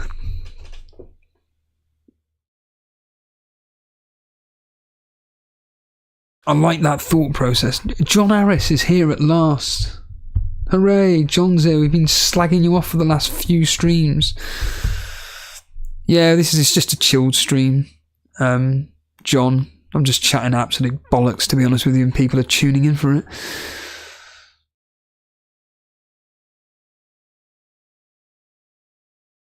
Robert Maguire saying Cash played in front of Conser in their last friendly. In answer to your question, John, I'm pretty settled with my team, to be honest. It's just literally looking at just small little small little changes in my team. That's all it is. Literally just tiny little changes. I'm pretty settled on my team. I don't know if you watched the stream yesterday, but I was saying how your team is going to look like this pretty much, and guarantee it. In game week 1, your team is going to look like this. Once I put it up on screen, like that. That is what your team's going to look like, John. Maybe 1 or 2 players different, but that's going to be your team. In game week 1, Fozzie saying booking in transfer doesn't work like that. I know, but I think that so long as you've got a plan, it's fine. Crazy Jack saying, am I expecting Spurs and Brentford to be high scoring? Both defences struggling at the moment. Flecken has apparently not looked great. Yeah, I'm not going to sit here and pretend that I can't imagine it not being high scoring. Maybe like off the top of my head, Tottenham to win 3-1, 3-2. 3-1 I'd probably predict on that game. John saying here, I can't wait for the new season. It's going to be Trent or no Trent is the biggest decision left in my draft. Yeah, this is it. This is literally the question that I have. Do I go Trent or Watkins? That's it, John. Trent or Watkins. But to be honest, Watkins has the better fixtures. So I've gone Watkins. That's it. It's the only decision I've made, and I'm pretty happy. David saying, I'm Scottish and I can guarantee this new Spurs manager will fail. Even if Cash doesn't start, don't you have a solid bench option? Yeah, but you're wanting him to what do you call it? You're wanting him to start rather than relying on, I don't know, Bell. Watkins rarely hauls. Yeah, but he's regularly returning. Whereas listening into what's his face, Loco Lord for the Planet FPL correspondence, he's not really confident in Trent Alexander-Arnold in this new role, unfortunately. But pretty much that is my decision. It's either Trent versus Watkins. In fact, I'm going to do a poll for whoever wants to answer this. So, either, here we go. Let's just see what people in the poll think. Let's do a Jason. So it's Watkins. Oh, you idiot. Watkins and Darwin. Watkins and Darwin, or Trent and Jackson.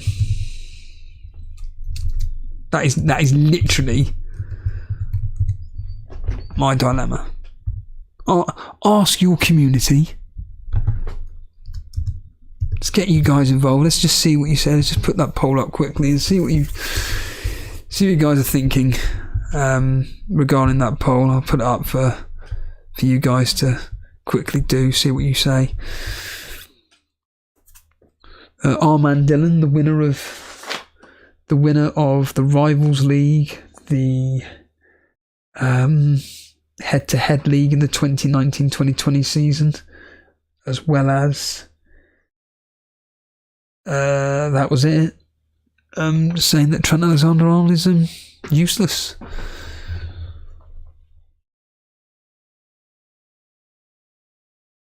Yeah, not seeing many bad drafts at all, John saying. I think getting the right 6.5 million midfielder at the start will be advantageous. Yeah, Eze's not leaving. What's your opinion on Roberts for Burnley once their fixtures get better? Yeah, get him in. Simple as it gets. Get him in. Adrian Fabian saying Jackson and Darwin. It's not really the option, is it?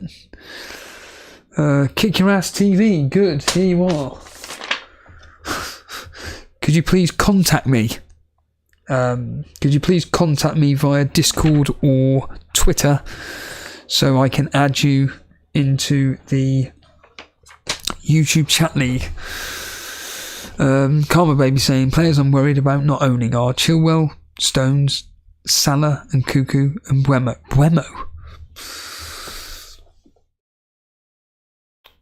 Yeah, if Trent doesn't play as a 6 and keeps going as an inverted fullback, I think he looks... Yeah, I agree with you. I want Trent as the attacking right back, not this... whatever role it is in midfield. Fozzie saying, I'm still on 4-5-1, anti-template. It's not really anti-template. I bet you've got pretty much every defender. I bet it'll be Estepinian, Stone, Shaw and Gabriel in your back four, along with the same 5 that are on the screen here, and then Haaland up top. You've probably got Salah instead of Jesus or something. I bet it's something similar like that. In fact, how many players in your team, Fozzie, are different to that there? The team up on the screen. David saying, I've got no Stones or Shaw. But I bet you've got Onana. And I bet you've got Foden.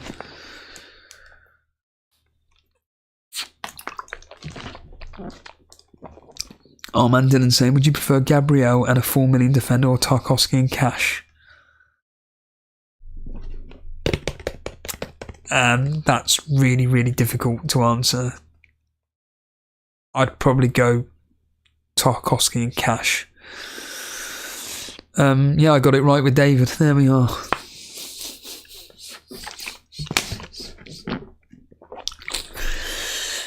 Just a nice guy saying, I prefer Trenton and Cuckoo to Jackson. If you can find the 0.5 for it, as all the talk is saying, and Cuckoo's on pens. Keyword being all the talk. Sterling going on the radar. I wonder if he can recapture some form. Exactly. That's why that money in the... In fact, have I got money in the bank? I'm trying to think. No, I don't. Yeah, Sterling is definitely someone to monitor, especially if Martinelli or Saka don't do anything. And that's the thing.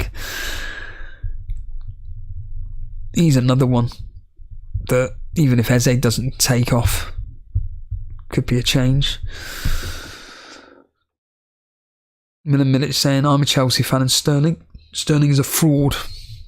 I don't know. I think he's done all right for you. Animations. Foden is a punt. He's not a punt. He's a fucking quality player. Ucha Dan saying, I don't have 7 of that 11 on screen. Well, if you don't have 7 of that 11, you are going anti-template, which is fair enough. Hello, FPL Berardi. Fozzie saying he's going to post his team in the team screenshots.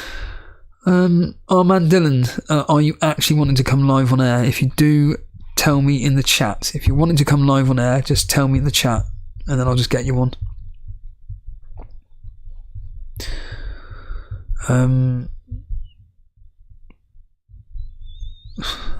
It's not always the penalty takers that are good assets. I think Martinelli will be Arsenal's top goal scorer.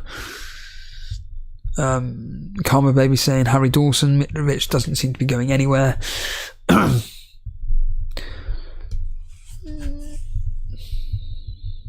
The good thing about having phone is that we'll get some information about if he starts or not. What if you don't get the information? What if you don't get the information?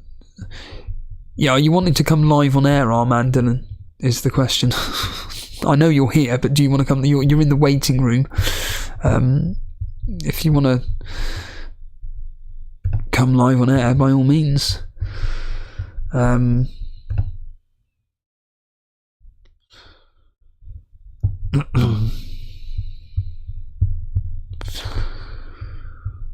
Good afternoon, Birdio. haven't seen that name for a while. I'm not sure if anything's changed in pre-season. McClock didn't favour Darwin last season due to him not being as good at pressing. Yeah, this is something to monitor. I mean, Gakpo could be the one for me. I didn't have a problem with him. I would love to go 3-4-3, but so many options in midfield, it's hard to ignore 3-5-2. I don't know. I don't think 3-4-3 is that bad. Our man Dylan wants to come on, and this is going to be an absolute mess because for some reason, hold on a minute. Hopefully, our man Dylan, are you there? Oh, hi, can you hear Right, me? so it's definitely coming through my headphones. Hello? Yes, you're there. Good, excellent. What do you want to talk about? Nothing, just about my team. Okay, go for it. Alright, so, the goalkeeper is Onana. Hold on a minute, where's your team? Why haven't you posted it in the Discord? You're one of the moderators. You should be setting an example, not... Yeah, I can say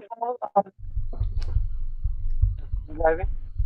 1 second, let me just see if I can. But you're one of the moderators. You're supposed to be setting an example to these people that are watching in. Yeah, right thing to do. Stop the car while driving. As I'm new to FPL, the bonus points is utterly confusing. Holland last year got 40 bonus points. The bonus points aren't that difficult to work out, trust me. Basically, hello Dalibal. Bonus points pretty much, if a player scores, that's all you need to know, or creates chances. It's not really particular rocket science, unless you're Harry Kane and you captain him against Fulham and he scores the only goal, he still doesn't get 3 bonus. I'm not bitter.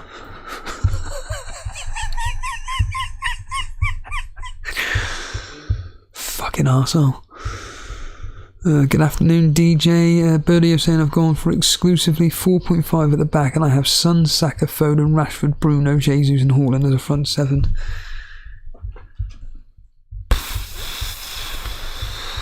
Blimey. Oh man, Dylan, what's going on here?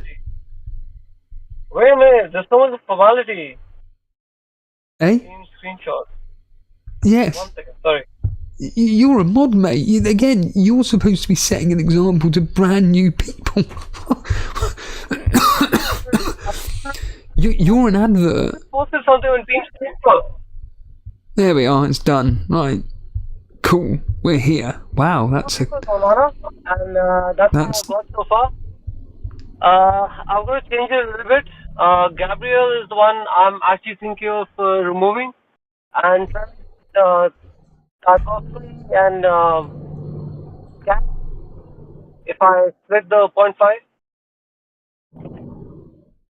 So I don't know what you think about this, but yeah, this is what's going on. So, Well, you said you got a Nana in goal, yeah? yeah. So is a Nana in goal, Gabriel, who's that? Bulldog Stones, Yeah. Eze, Rashford. I've got 4 mil defenders so far, which I am willing to rotate. Like, I don't care. Like, if one of them, whatever, loses a clean sheet, at least I have an attacking potential, so that's good enough. Well, so okay, in game week 2, who is Bulldog, Beta or Ujo? Most of there. Who? Most of there. Or what I can do is, like, I can actually get rid of Gabriel and split him into have Tarkovsky and have Cash. Like Lamperty, I can actually get rid of Lamperty and Cash and Tarkovsky. So you're one of the... Defense. You're one of the few people that have got Salah in the team. Because I've got burnt by Salah, man. Like 2 years in a row, I went against Salah and I got like literally like burned from Salah. So anyways, like I just want to have him and just see what happens. I think he's a good pick. There's nothing wrong with him. I would prefer Darwin, but Darwin is not kind of nailed. Like he might get subbed after 65 minutes. He might get a goal in the middle. Well, so you never know. But I think Salah, like he's a pen taker. He's got the goals in the like before. He's got.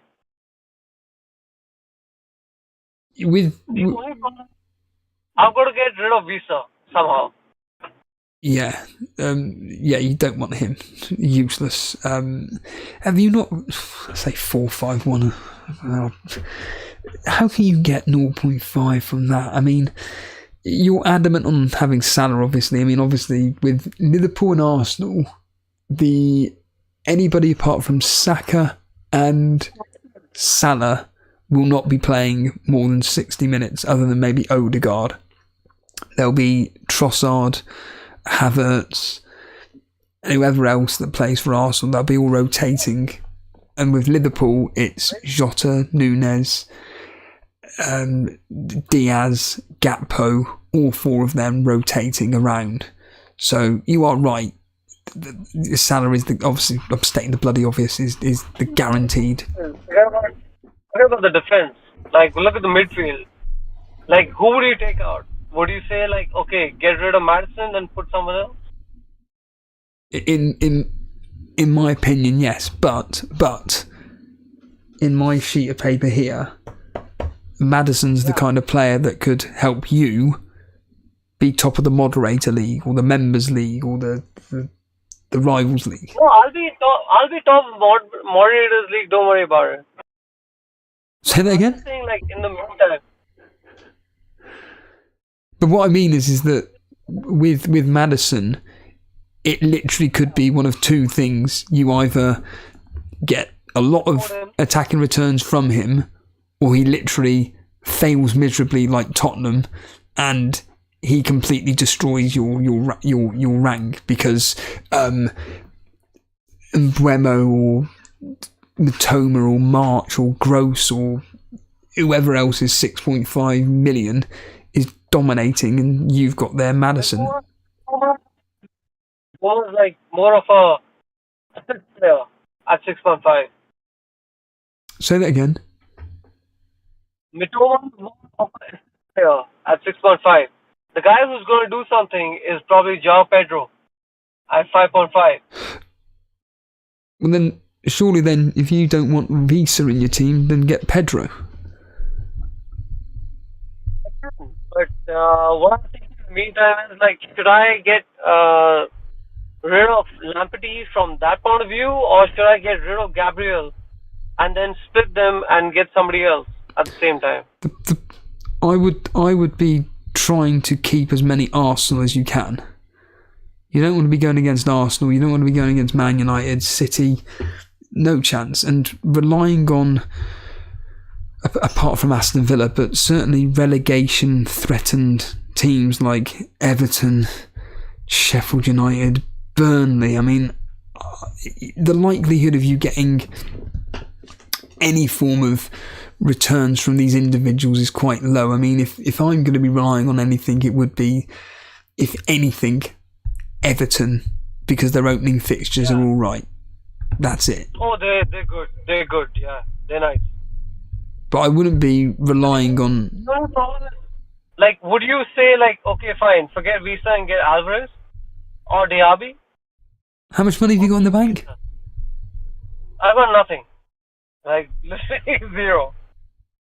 But you've just. I can, like, see, the sacrificial player I've got is basically Maddison, right? So I can split him and whatever, go down to 6.5, do something else. Well, yeah, but you've already answered your own point about Pedro. You've literally just said, and I quote, Pedro's going to be the man at Brighton. So why don't you just get him in for Visa? Done.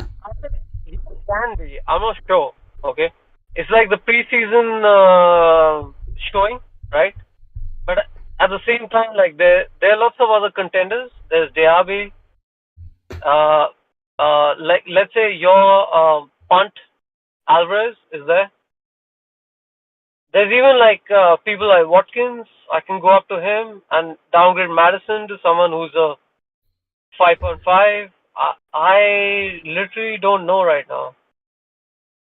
Or I can literally actually forget about Madison. I can just get Foden and forget about the rest of the team and rotate 3-4 million defenders. But the problem with these 4 million defenders, the reason why they're that price is because they play for teams which are going to be conceding goals. You think those I mean, this is just my opinion. You've got Sheffield United. Lamprey, right? Yeah, forget about Lamprey, but Baldock and Bear, I don't think they're bad. What's wrong with them? Well, Burnley are going to... I'm telling you now... They can match any 4.5 million defender. No, they really can't. Burnley are going to be conceding a lot of goals, especially against... I'm talking about the next two matches, after the first match. What, against Aston Villa? Aston Villa are going to tear us apart. That game is going to be...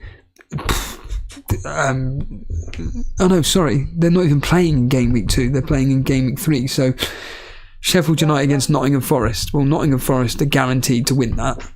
Yeah, so I mean, like, what's wrong? Like, even if you have these two guys and Lamptey plays, like, let's say 1 point or whatever. Does Lamptey play for Brighton anymore? He should be.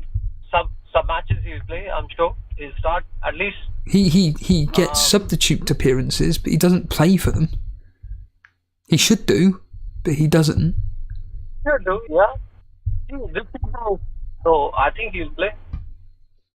He might even like take a couple of starts for Lamptey. I mean, you never know. I think there are. I think you've answered your own point about Visa to Pedro, which then gives you 0.5 to then potentially upgrade Lamptey to Aston Villa defender. No, but do you think there's a problem? Like, I don't have Mitoma or Mbemo? Is that a problem in this? No, I don't think. The Mbemo. I mean, like, Richarlison can come in, right? Who? Richarlison. Oh, Richarlison. I wouldn't be relying on a player who we don't know what's going to be happening between now and 4 weeks' time. I'd be happy with Madison, but I would be getting rid of Visa for Pedro, upgrade Lamptey to... Like, I don't know, like, whatever I've seen of Visa, he seems to be, like, he's like 80% up to mark with Tony. That's what I feel about Visa. No, they are... I'm not going to profess to be any form of expert when it comes to Brentford, but comparing Visa to Tony is like comparing Salah to Almiron. Yeah, Almiron's a perfectly good debutant for Salah, but you're going to be wanting Salah. The same as Visa. He's a good enough... Have a compromise, basically, in this formation. I think you should just go with what you said, which is Visa to Pedro, and then get rid of Lamptey and upgrade him to a 4.5, whoever that is. Okay. That's what I would do. Not have... Alright. Because that means you've got that Brighton coverage in a player who is in a very attacking team and has looked pretty good pre-season, and you're getting rid of the player in Lamptey who will not be playing for Brighton apart from 15 minutes at the end of the match. Oh, matches. After that, you never know what's going to happen. Anyways, like Lamptey or let's say any Brighton defender, is going to become into a Chelsea defender later on. But where are you going to get the money for that?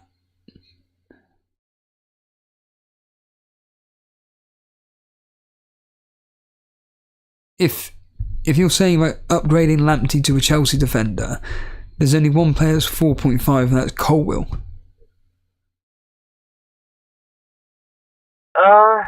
Well, I don't know. I mean, like, see, the only problem I've got a problem with a midfielder and an attacker. So either I have, like, let's say Foden, who's a midfielder, and keep João Pedro as an attacker, or I do one thing like where I actually get rid of Madison, put him down to a 4.5, 5.5, and just get Watkins or Diaby. Forget about anyone else. Actually, I can get Richarlison and Diaby. How's that? But Diaby's a midfielder, isn't he? No, he's an attacker. Diaby for Aston Villa. Like, let somebody correct us for whatever reason. He's a midfielder, Diaby. Oh damn. Okay. Yeah. So. Yeah, the line, man, is very, very, very bad. It's. Where are you again? Where in the world? Oh. Anyway, I was just driving around, so sorry. It's all right. Don't apologise. Whereabouts though in the world are you? Oh, next to the Himalayas. In the beautiful Himalayan city, right next to the foothills. Yeah, I've seen the pictures. Incredible. Yeah, it's very difficult for me to pick up. I hope the audience have heard you. Thank you, man. Yeah, sure. Nice talking to you. Good night. Good night. Very interesting call there. What I always find interesting about speaking with people is this bizarre dilemma of I don't know what I'm doing with certain people, and then people like Armand Dillon will come out with examples, and it's like, well, there's your answer. That's the main thing, and I think with Armand Dillon team, it's quite literally just go with what he's just said, which is bringing Pedro for Visa, done. That's all you need to do, and then just upgrade Lamptey to a well, I would from a biased point of view say Aston Villa, but yeah. You know the rules, Karma baby. You've got to come on if you want to talk about it. Anyway, I'm actually finishing the stream anyway now because I've just realised what the time is, and I can't believe I've been streaming for 3 hours nearly. Which is absolutely mental.